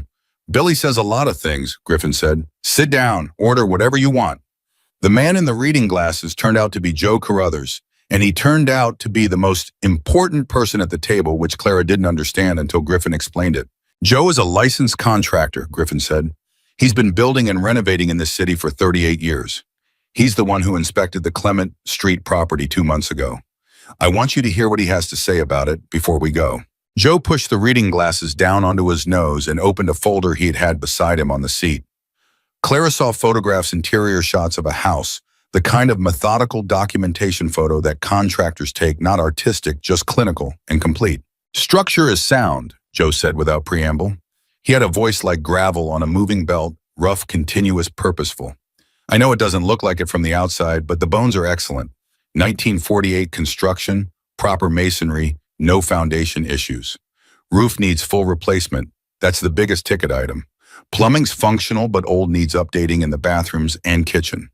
Electrical needs a full panel replacement and rewiring in the upstairs. Insulation is inadequate throughout, which is why it's been hemorrhaging heat and the bank couldn't find a buyer." He looked at Clara over the reading glasses. "Everything I just said sounds like bad news. It isn't. None of it is structural. All of it is fixable, and I know exactly how to fix it." "How long?" Clara asked. "For a livable baseline, heat, water, electricity, functional kitchen and bathroom, 3 days if I have enough hands. For complete renovation," he tilted his head, 3 weeks, maybe 2.5 if the weather cooperates. "Griffin mentioned temporary occupancy," Clara said. "I'd be moving in before the renovation is complete." "The livable baseline comes first," Joe said. "You and your daughter would be in a fully heated, fully functional house within 72 hours. The rest happens around you." He paused. "I've done occupied renovations before. My crew is professional. They respect the space. You'd know in advance every day what's happening and where." Clara looked at the photographs. She looked at them carefully, the way she looked at everything important, not searching for reasons to say no, but not letting herself skip over things either. She owed Lily clear eyes. She owed herself clear eyes. "What's on Clement Street?" she asked. "In terms of neighborhood." "Mixed block," Griffin said. "Mostly owner-occupied. There's a family 2 doors down. The Washington's been there 20 years. There's an elementary school 4 blocks east. Good school, Clara. Tested well, good principal. I know 3 families whose kids go there." He said it matter-of-factly, not as a sales pitch, but as information, and the distinction was one she'd become sensitive to. "Lily starts school in the fall," Clara said. That gives you 7 months to get settled. Derek had been quiet through all of this, eating his eggs and listening. He looked up now. The occupancy agreement and the property transfer documentation are ready for your review. I prepared them last night. There are no hidden provisions, no conditions precedent, no clauses that benefit anyone except you. I'd encourage you to have an independent attorney look at them if you want. We can wait. How long would that take? If you want an attorney today, it takes as long as it takes to find one. If you trust the documents as I've prepared them, we can sign this morning. Clara looked at Derek. Are you telling me to trust them? I'm telling you they're clean, Derek said. What you choose to do with that is your business. Lily had been eating pancakes with the concentration of someone who has not had pancakes in a very long time and is not going to be distracted from them by anything as minor as real estate documents. She looked up now, syrup on her chin, and looked at Clara with those Marcus eyes. Mama, she said, can I see the house? We're going this afternoon, Clara said. Can I look at the pictures? Clara slid the folder across the table. Lily wiped her hands on her napkin carefully, thoroughly, which she had always done because Marcus had taught her that you treat other people's things with care, and then opened the folder and looked at the photographs one by one with the same focused attention she gave puzzles. The table was quiet while she looked. This room, Lily said, finally pointing to one of the photographs. What room is this? Joe leaned over. That's the second bedroom. Upstairs, east-facing. Gets morning light. How big is it? About 11 by 12. Lily nodded slowly. She looked at the photograph for another moment. Then she looked at Clara. That could be my room, she said. Not a question. A statement delivered with the same quiet certainty that Marcus had deployed when he pressed glow-in-the-dark stars to a ceiling with his thumb. Clara's throat tightened. Yes, she said, that could be your room. Lily closed the folder and handed it back to Joe and went back to her pancakes. Griffin looked at Clara. Clara looked at the folder. Where do I sign? She said. The papers took 40 minutes. Derek walked her through every page, every clause, every provision, not rushing, not glossing, treating each section as though it deserved her full understanding because it did. Clara asked 12 questions. Derek answered all 12 fully. She signed where she was supposed to sign and initialed where she was supposed to initial. And when it was done, Derek collected everything neatly and said, You're going to get copies of all of this by email within the hour. Keep them somewhere safe. Triple redundancy. Triple redundancy, Clara repeated. Always. They drove to Clement Street at 11. Joe let them in with a key and stood back and let Clara and Lily move through the house at their own pace, which was the right instinct and the thing she would remember about Joe Carruthers long after she'd forgotten other things about that day. He stood in the front hallway and drank coffee from a travel mug and did not narrate anything or point anything out or attempt to manage what they were experiencing. He just let them experience it. Lily went straight up the stairs. Clara followed. She could hear her daughter moving above her quick footsteps, then a pause, then the sound of a door opening. She came up and turned and found Lily standing in the middle of the east-facing bedroom with her arms slightly out from her sides and her face turned up toward the ceiling and her eyes closed. Lily, Clara said quietly. I'm checking it, Lily said. Her eyes were still closed. Checking what? If it feels right. Clara stood in the doorway and watched her daughter stand in the empty room with the morning light coming through the dirty window, filtered dusty, but present, but real, the actual light of an actual morning in an actual room, and she let her check it. After a moment, Lily opened her eyes and looked at her mother. It feels right, she said. Clara nodded. She didn't trust her voice right then, so she just nodded, and Lily nodded back, and then they went back downstairs to where Joe was waiting in the hallway, and Clara said, Tell me how it starts. The work. Tell me exactly how it starts. Joe looked at his watch. I've got 12 men on call.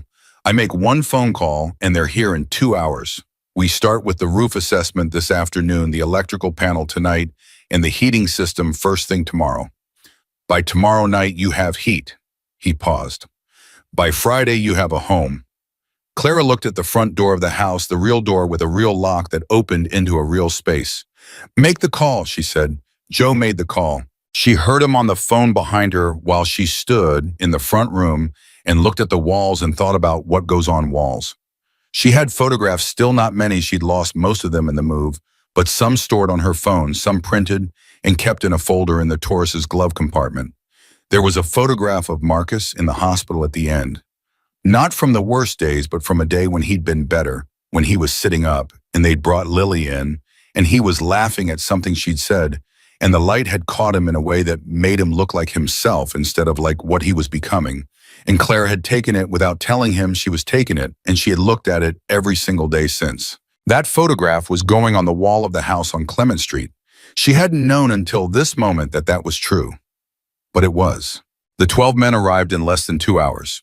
They came in trucks, and they came ready to work, and they moved through the house with the efficiency of people who have done this before and know what they're doing, which Clara gathered from Joe that several of them literally had licensed electricians, a licensed plumber, 2 carpenters who had been building things in Detroit for a combined 60 years. The others were club members who, as Billy had said, knew how to build things because it was what they did. 2 of them turned out to be brothers who had grown up in their father's construction business and had the easy, wordless communication of people who have been working alongside each other their entire adult lives. Billy was there. He was running wire in the upstairs hallway, and he did it with the competence of someone who has done it 1,000 times, which surprised Clara until she thought about it, and then it didn't. She and Lily were in the front room, which had been declared the staging area for the day, meaning it was the one room nobody was actively working in, and therefore the one room where they could be. Joe had brought 2 folding chairs and a card table and set them up there, and Lily had installed herself at the card table with her library books. Ruth had sent her home with 3 of them, insisted with the inexorable generosity of a librarian who has adopted a child and was reading with the determined focus of someone who was trying to be helpful by staying out of the way.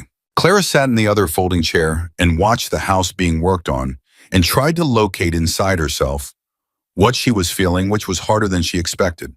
She was accustomed to feeling things she could name fear, exhaustion, grief, the specific brittle determination of someone who cannot afford to stop.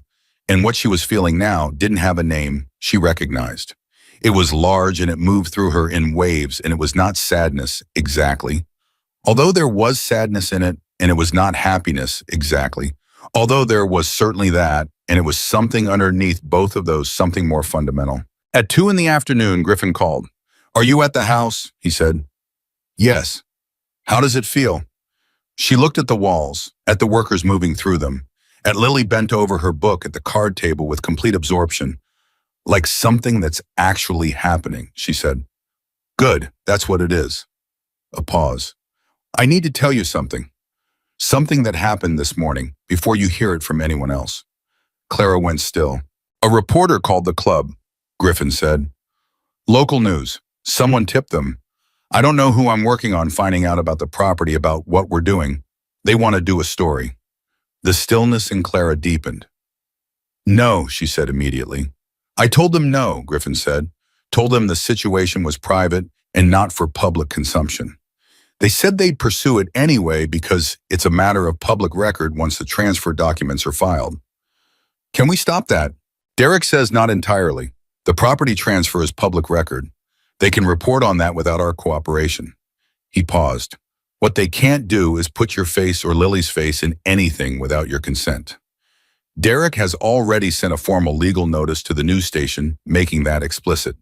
They've acknowledged it." Clara let out a slow breath. "So there might be a story. There might be a story about a property transfer and a renovation on Clement Street. That's all they can legally report without you. And if they call me directly, you're under no obligation to respond. I'd suggest you don't. Derek will handle any media contact." Another pause. "Clara, I'm sorry, I wanted this to be private. I still want that." "It's okay," she said, and she meant it mostly. The thing underneath the thing, the fear that had flickered when he said reporter, was about Lily, about protecting Lily's experience of this from becoming something that required managing something that put her daughter on public display during the most vulnerable passage of her life. But if they couldn't use Lily's image or name, that fear was containable. "It's okay, Griffin. I'll keep you informed about anything that develops." "Thank you." She hung up and sat with the information and decided to put it in the filing cabinet, labeled things I will think about when I have the bandwidth, and returned her attention to the house. At 4 o'clock, Joe found her in the front room and sat down in the chair across from her with the methodical deliberateness of a man who has something specific to say and is going to say it properly. I need to tell you something about this house, he said. Clara looked at him. When I inspected it 2 months ago, Joe said, I found something in the upstairs bedroom. The east-facing one, Lily's room. He reached into his jacket pocket and produced a small, clear plastic bag. Inside it was a piece of paper folded several times. It was tucked into the window frame, probably been there for years. I left it because it wasn't my place to do anything with it, and I figured whoever eventually moved in here should be the one to decide what to do with it. Clara took the bag, looked at it. What is it? She said. Open it and see, Joe said gently. She unsealed the bag and unfolded the paper carefully. It was a child's drawing crayon, faded, the colors bled together in places from what might have been water damage. 2 stick figures, one tall and one small, holding hands. Above them, in a child's unsteady print, me and Mama, our house. Clara stared at it. She did not know whose it was. She did not know the child who had drawn it, or when or why it had been left in the window frame of an empty house. She would never know. Some things you never know. She folded it back up carefully. Lily, she said. Her voice was entirely steady. She was still proud of how steady her voice could be. Lily looked up from her book. Come here a minute. Lily came and stood beside her, and Clara showed her the drawing. Lily looked at it for a long time with her evaluating eyes. Who drew that? Lily said. Someone who lived here before. A kid. Yes. Lily looked at it for another moment. Are we going to keep it? Yes, Clara said. We're going to keep it. Where are we going to put it? Clara looked at the walls of the front room, at the space above the window where the light came in. Right there, she said. Lily looked at the spot, nodded. Good, she said. That's a good spot. And she went back to her book. Joe stood up, his knees cracking with the sound of 38 years of construction sites. He cleared his throat once and went back to work without saying anything, which was exactly right. Clara sat with the drawing in her hands and thought about all the people who had passed through this house, who had called it home, who had pressed their lives into its walls. She thought about the child who drew 2 stick figures and wrote, Our house, in unsteady crayon. She thought about all the things a house is before it becomes yours and all the things it becomes after. She thought about Marcus pressing glow-in-the-dark stars to a ceiling with his thumb. She was going to get more of those stars. She was going to fill that ceiling in the east-facing room with them, every kind. They had a whole galaxy of them, until Lily could lie in her bed and look up and see something bright. At 7 that evening, Hank Sullivan called for the second time. He had been discharged from the hospital that afternoon against the recommendation of his attending physician, according to what Donna had texted Griffin, who had texted Billy, who had mentioned it to Clara with the careful neutrality of a man reporting information without editorializing. The hospital recommendation had been for another 2 days. Hank had lasted 36 hours and then signed the discharge papers and gone home to Donna's house because he refused to stay in a place that smelled like that for one more night. You're home, Clara said when she answered. I'm at Donna's, Hank said. She's been feeding me soup. A pause. Store-bought, not as good. Nothing's as good when you're not starving, Clara said. He made that sound, the almost laugh. She was beginning to understand it as his particular brand of acknowledgement, the sound he made when something was true, and he recognized it but wasn't ready to make it a full moment. Griffin tells me you signed the papers, he said this morning. And you're at the house now. Joe's got 12 men in it. They're doing the electrical panel tonight. He says we'll have heat by tomorrow evening. Joe is the best, Hank said. I've known him 20 years. He built the addition on the clubhouse. Did it in 4 days. A pause. He's going to take good care of that house. He already is. The line was quiet for a moment. Outside, she could hear the workers' voices, the specific rhythmic sounds of construction, the occasional sharp crack of something being removed and replaced. It was not peaceful exactly, but it was purposeful, and purposeful had its own comfort. Clara, Hank said. Yes. I want to ask you something, and I want you to tell me the truth. Not the polite version, the truth. Okay. Are you okay with all of this? The house, the men, Griffin, all of it? Are you actually okay with it? Or are you doing that thing where you accept because you don't feel like you have the right to push back? The question landed with a precision that she had not expected, and she took a moment before she answered because he had asked for the truth and she owed him that. Both, she said. Honestly, it's both. I'm genuinely okay with it, and there's a part of me that's still waiting for it to cost something, waiting for the thing I haven't seen yet. She paused. But I looked at Lily standing in that bedroom with her eyes closed, saying she was checking if it felt right, and I decided that if it costs something, I'll deal with it then. And if it doesn't, I'll just... She stopped. I'll just let it be what it is. Hank was quiet. Good, he said finally. That's the right answer. You said you wanted the truth? I did. That was it. He shifted on his end. She could hear it, the slight sound of a man with a broken collarbone adjusting his position and regretting it. I'm going to come by the house when I'm able, when I'm back on my feet. Not to check on it, anything. Just, I want to see it. You're welcome anytime, Clara said. Donna will probably come first. She's already told me she's going to bring food. Tell her the soup was perfect. She knows. A pause. She made the same recipe for 30 years, our mother's recipe. Another pause, softer. She made it the night my son died. Clara held the phone and didn't say anything. She just held it and let him have the space around the sentence, which was the right thing. There was nothing to say that was adequate, and she was not going to say anything inadequate. Sorry, Hank said after a moment. Don't be. I don't usually, he stopped. Hospital does something to you, makes you loose at the edges. That's all right. My son's name was Tyler, Hank said. He was 19. He was going to be something. I don't know what. Something good. He said it simply, without performance, without the carefully managed grief of a man who has explained it to people before. Just the raw sentence of a father. He would have liked you. He would have liked Lily. Clara closed her eyes for a moment. Tell me about him sometime, she said. Not tonight, but sometime. Yeah, Hank said. Maybe I will.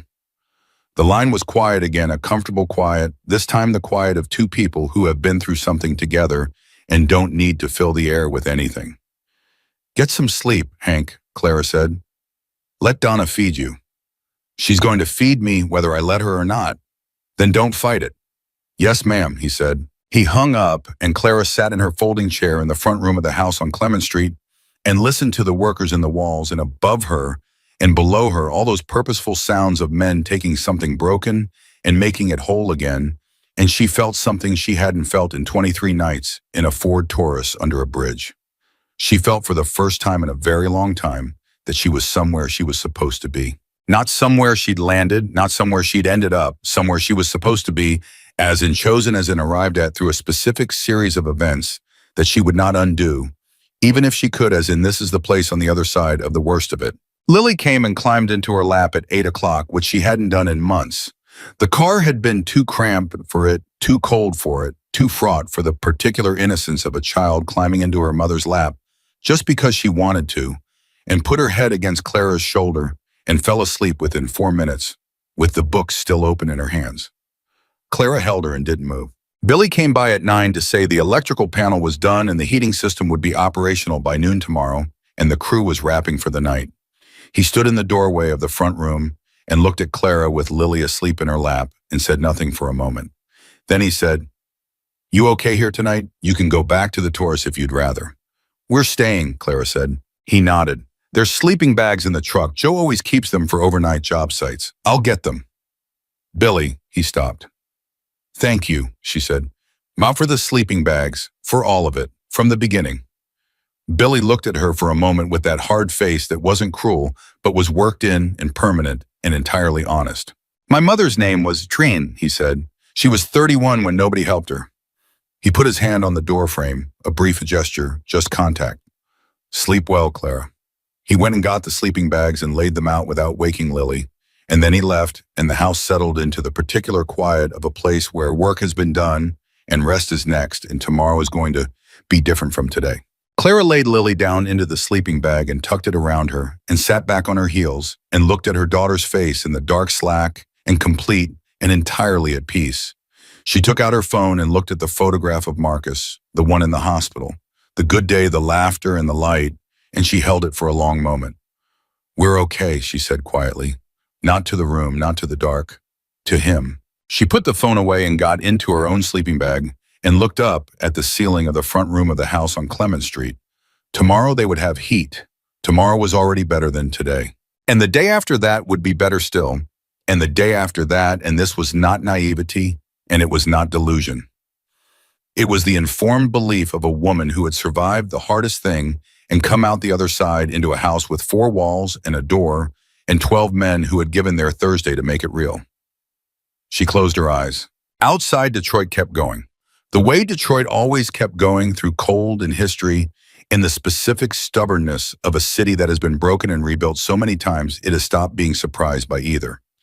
And inside a house on Clement Street, a mother and her daughter slept on sleeping bags on the floor of a room that would be theirs in a home that was becoming itself in a life that was not over. It was beginning.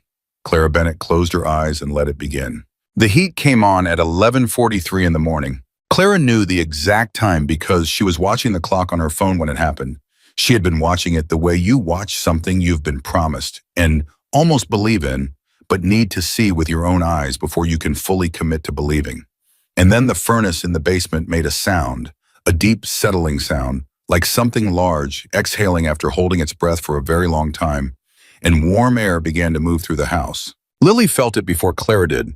She was sitting on the floor of the kitchen with her library books, and she looked up from the page and turned her face toward the ceiling vent, and her whole expression changed, not dramatically, not with the performance of a child who has been told to be grateful, but with something quieter and more fundamental, the expression of a body that has been cold for 23 days and is only now in this moment understanding that it doesn't have to be anymore. "Mama," she said. "I know," Clara said. "It's warm." "I know." Lily looked at the vent for another moment.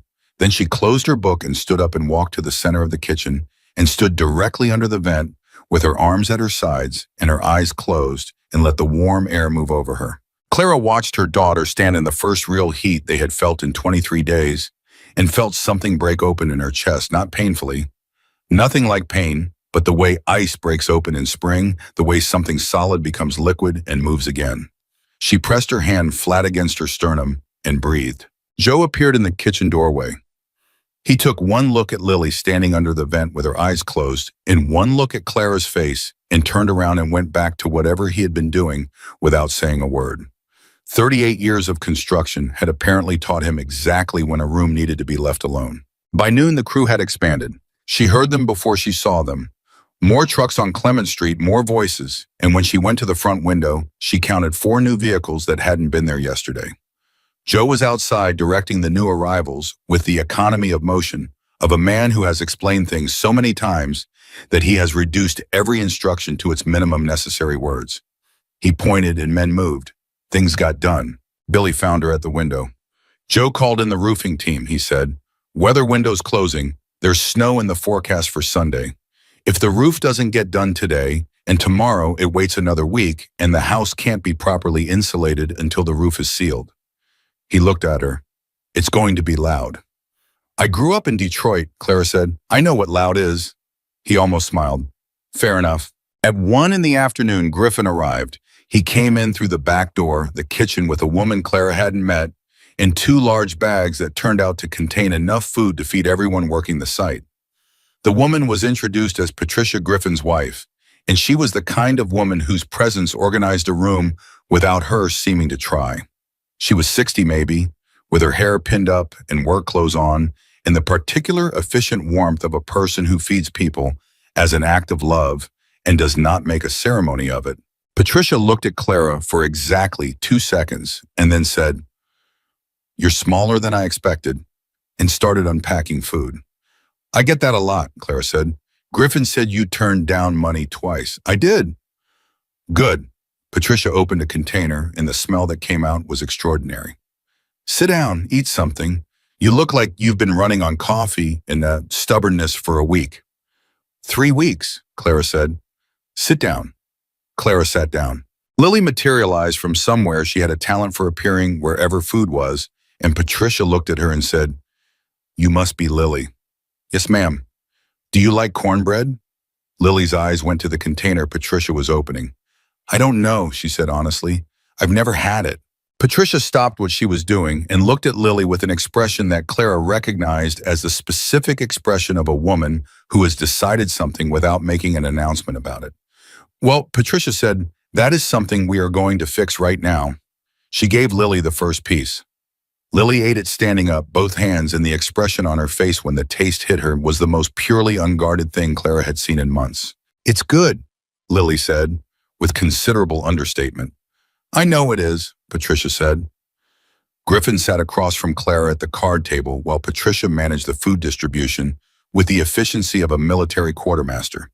He had the look of a man who had slept well, which Clara found mildly resenting, given that she had slept on a sleeping bag on a floor. But she was in a house and the heat was on, and she could not find it in herself to hold the resentment for more than a moment. "News station called again this morning," he said without preamble. Clara set down her fork. "What did they want?"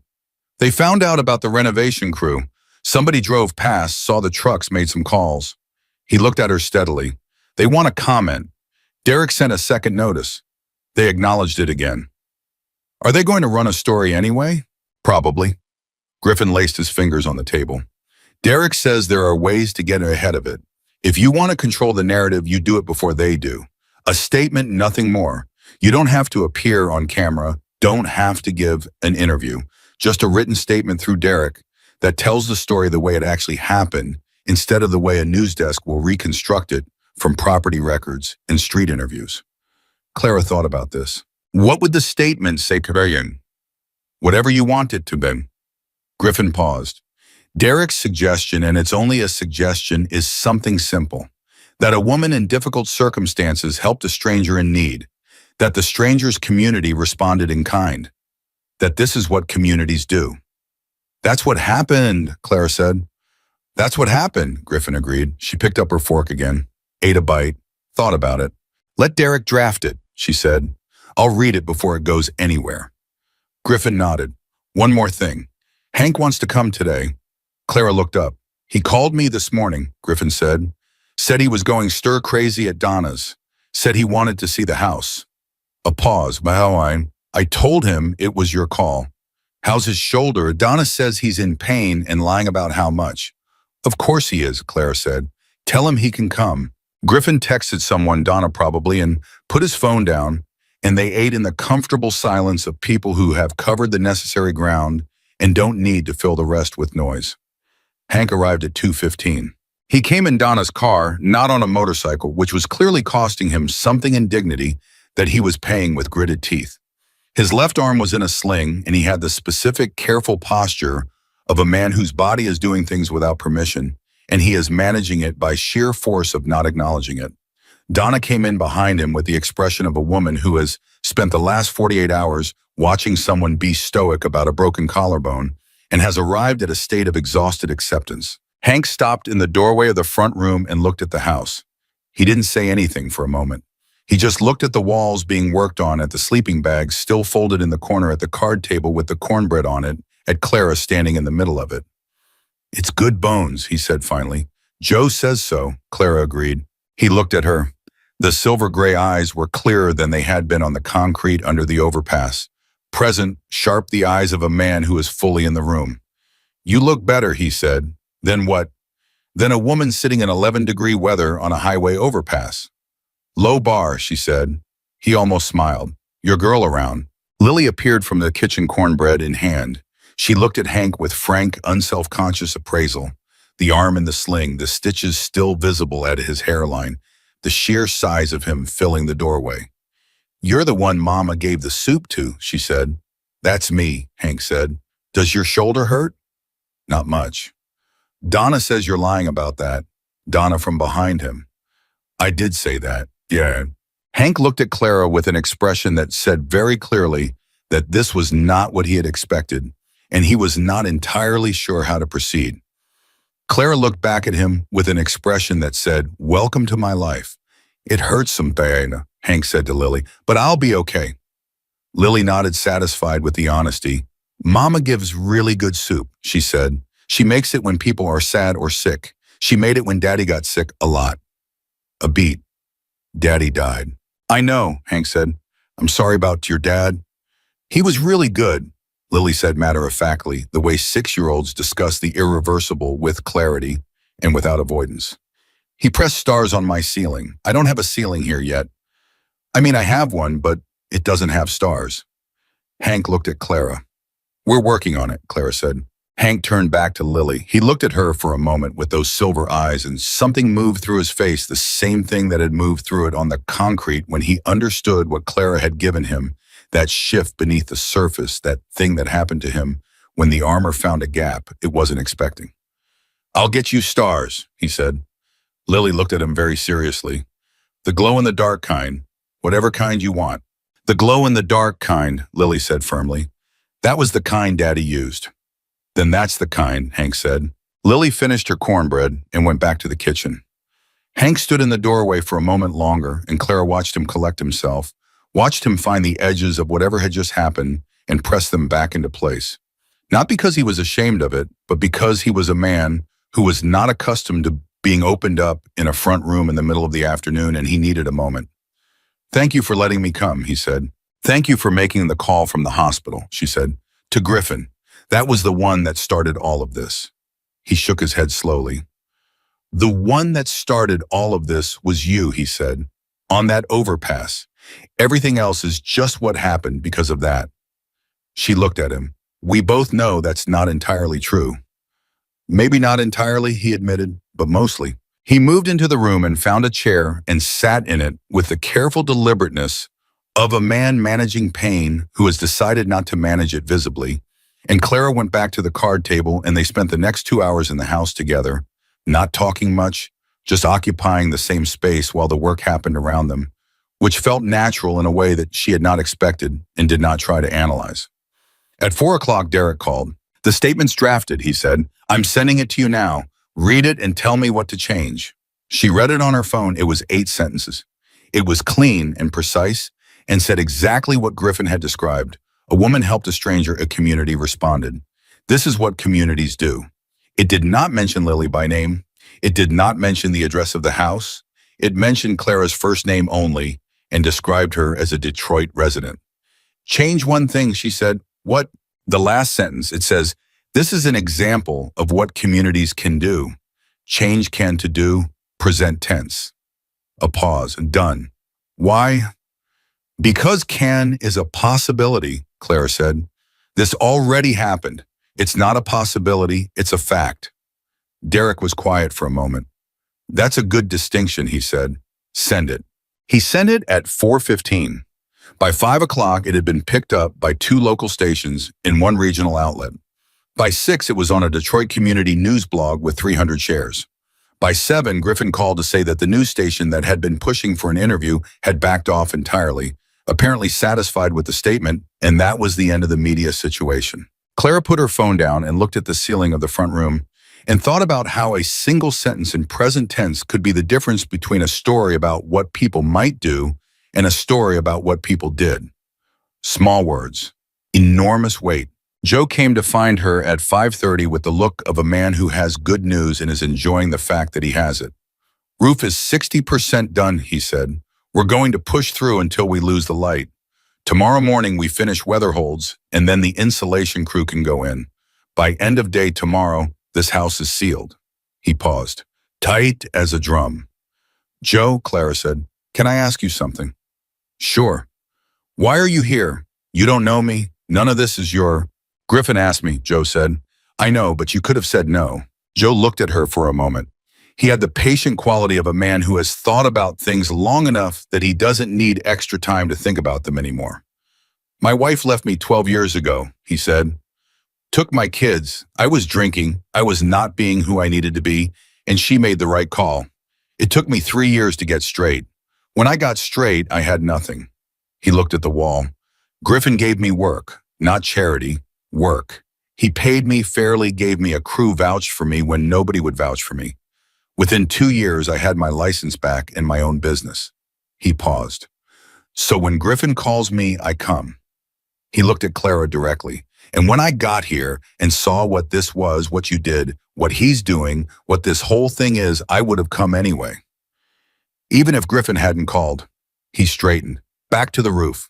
He left, and Clara sat with his story the way she was learning to sit with all of it, not trying to make it into something larger than it was, not trying to minimize it either, just letting it be what it was. People who had been in pieces, putting themselves back together, and then turning around to help someone else do the same. a chain of it going back and back and back further than she could see, further than any of them probably knew. She thought about what she would do when she was on her feet, when she had the bar and the house and Lily, in school, and some margin in her life, the margin she hadn't had in so long, she'd forgotten what it felt like to have anything left over. What she would do with the leftover part. She already knew. She had known since the moment Patricia had handed Lily a piece of cornbread and said, "That's something we're going to fix right now." She didn't know the shape of it yet. She didn't know what form it would take, but she knew the direction. At 7 in the evening, a truck arrived on Clement Street that nobody had been expecting. Clara heard it pull up, heard the engine, and then heard it cut out, and then heard the sound of several people getting out, and then heard Billy's voice through the front window saying something she couldn't make out. She went to look. There were 5 men outside. 4 of them she didn't recognize. The 5th was a man she had seen at the overpass the first night, one of the riders who had lifted the bike off Hank's arm with that efficient, coordinated precision. They were unloading things from the truck, large things wrapped in moving blankets. She went to the door. "What is this?" she asked Billy. Billy looked faintly pleased in the contained way that was apparently his version of delighted. "Club took a collection," he said, "put out the word 2 days ago. People contributed what they had." He nodded toward the truck. "Furniture, real stuff. Some of it's new, some of it's good used. All of it's been checked." Clara stared at the truck. "There's a bed for your daughter," Billy said. "Full-size frame and mattress new. There's a kitchen table and chairs, a couch, a dresser, some other things." He paused. "The bedroom set for the master is coming tomorrow. One of the guys in the chapter is a furniture maker, actual cabinet maker trained. He's been in his shop for 2 days. He looked at her. He wanted to make it himself, said it was the right thing to do." Clara looked at the moving blankets coming off the truck. "A cabinet maker," she said. "Earl," Billy confirmed. "He's 64 years old and he hasn't made a bedroom set from scratch in 15 years, and he's been in that shop since Wednesday morning." He paused. He cried when Griffin told him the situation. "Don't tell Earl I told you that." Clara pressed her lips together. "I won't tell Earl," she said. She helped them bring things in, not because she needed to, but because she could not stand to watch without participating, because her hands needed to be part of it, because participation was dignity, and she had worked too hard at dignity to give it up now, even in the middle of receiving something. She carried the lighter things and directed the heavier ones, and Lily ran alongside all of it with the electric focus of a child watching her world be built in real time. "That's my table," Lily announced when the kitchen table came through the door. "That's our table." "It is," Clara said. "And that's the couch." "That's the couch." Lily went and sat on the couch with the ceremony of someone taking an official position. She sat with her back straight and her hands on her knees and looked around the room. "It's good," she said. "It's a good couch." "Highest endorsement," Billy said quietly to Clara. "She has standards," Clara said. Hank watched the furniture come in from his chair in the corner, his good arm resting on his knee, and Clara caught him watching Lily sit on the couch, and she caught the expression on his face before he could reassemble it, and she looked away quickly because what she had seen was too private for her to be looking at directly.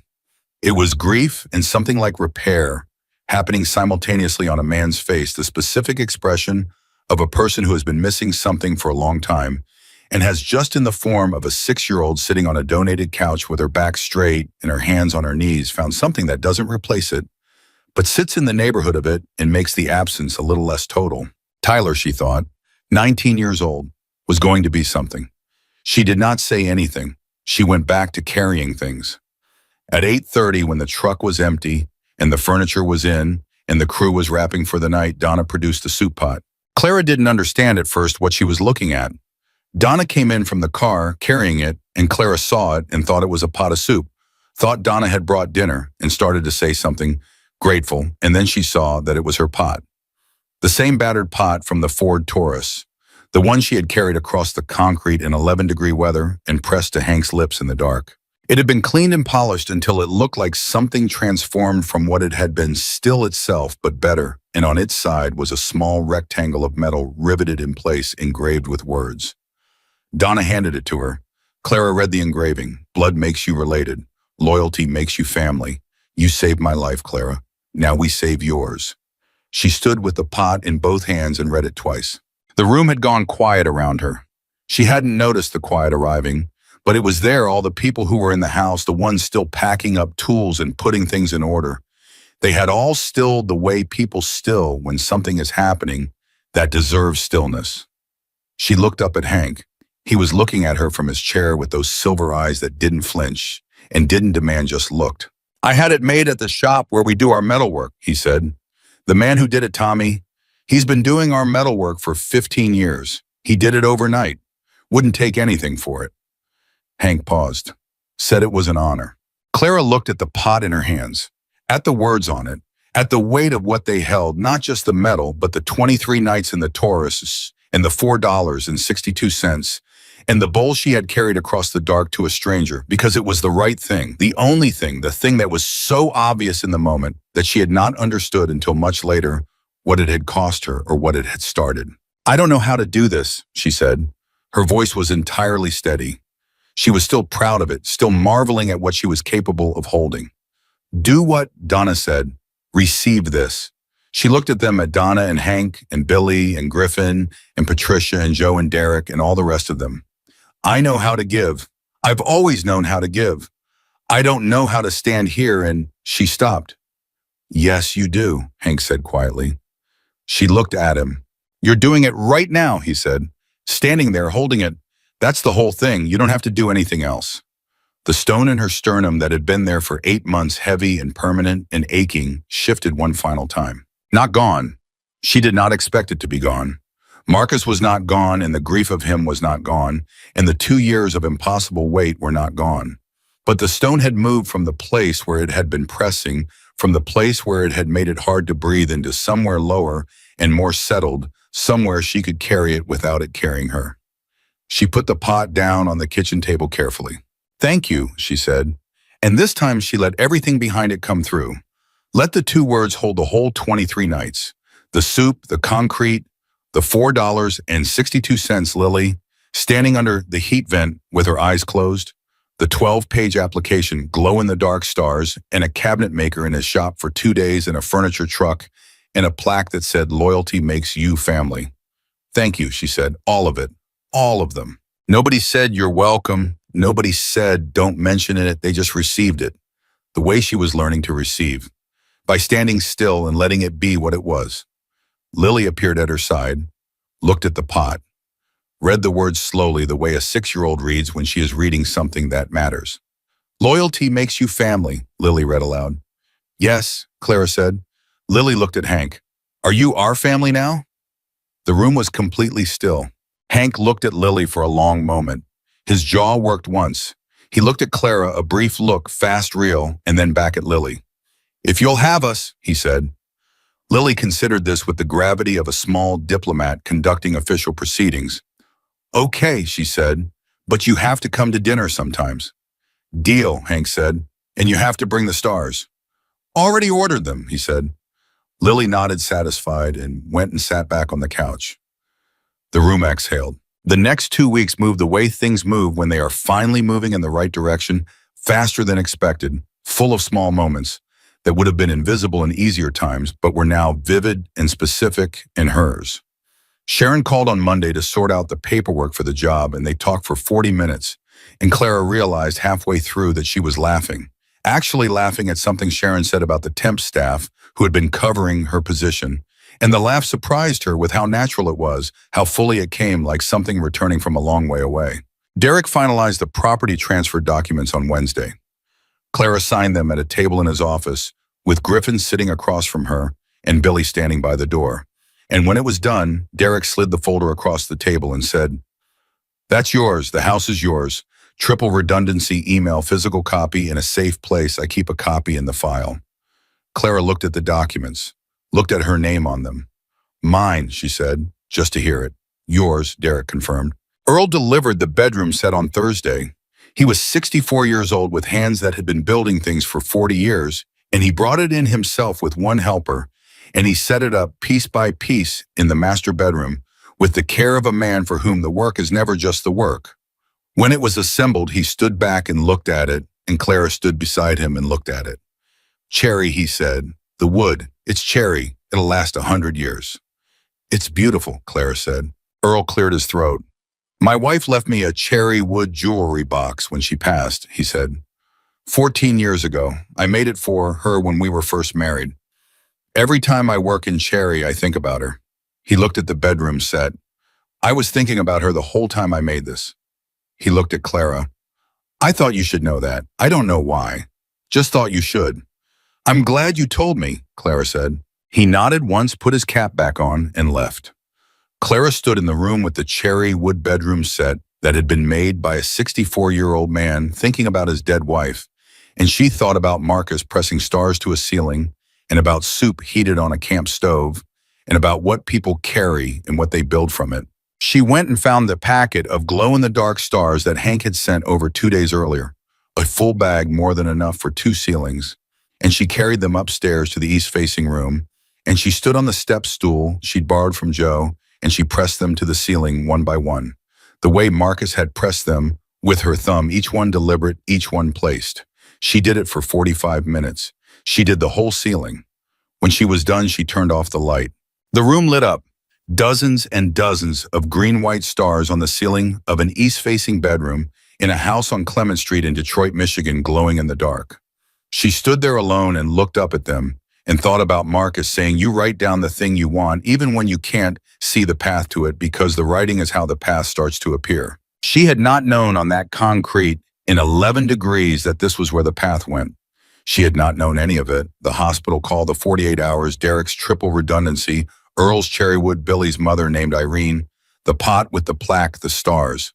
She had known one thing, one only, that the right thing done without condition is its own kind of path, that you don't need to see the destination to take the first step, that a bowl of soup given in the dark to a stranger is not the end of something, it is the beginning.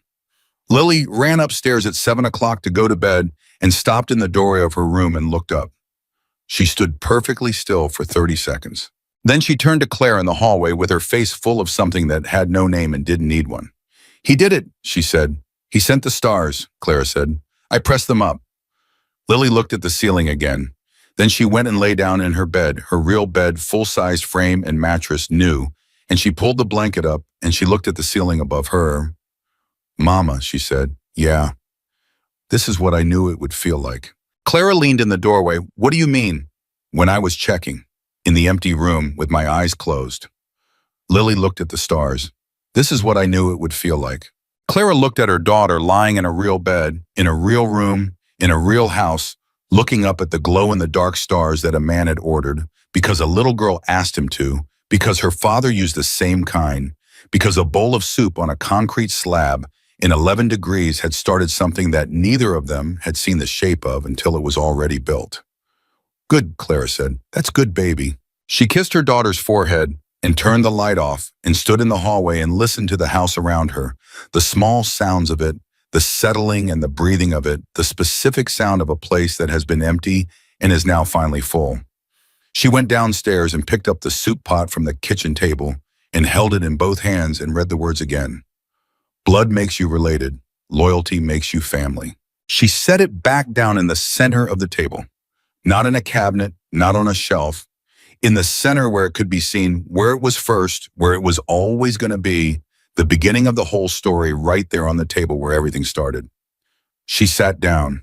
Outside on Clement Street, Detroit did what Detroit does, kept going, kept building, kept surviving the winter the way it always had, through stubbornness and solidarity, in the specific grace of people who have decided that going through hard things alone is a choice, not an inevitability. Inside the house, a woman sat at a kitchen table and breathed. In a room upstairs, a little girl slept under a sky full of stars. And in the center of the table, a battered soup pot with a brass plaque said everything that needed to be said about what a human being is capable of when she chooses without hesitation, without condition, without knowing what it will cost or what it will start to do the right thing. Clara Bennett had given away her last bowl of soup in the dark, and the dark had given her back the world.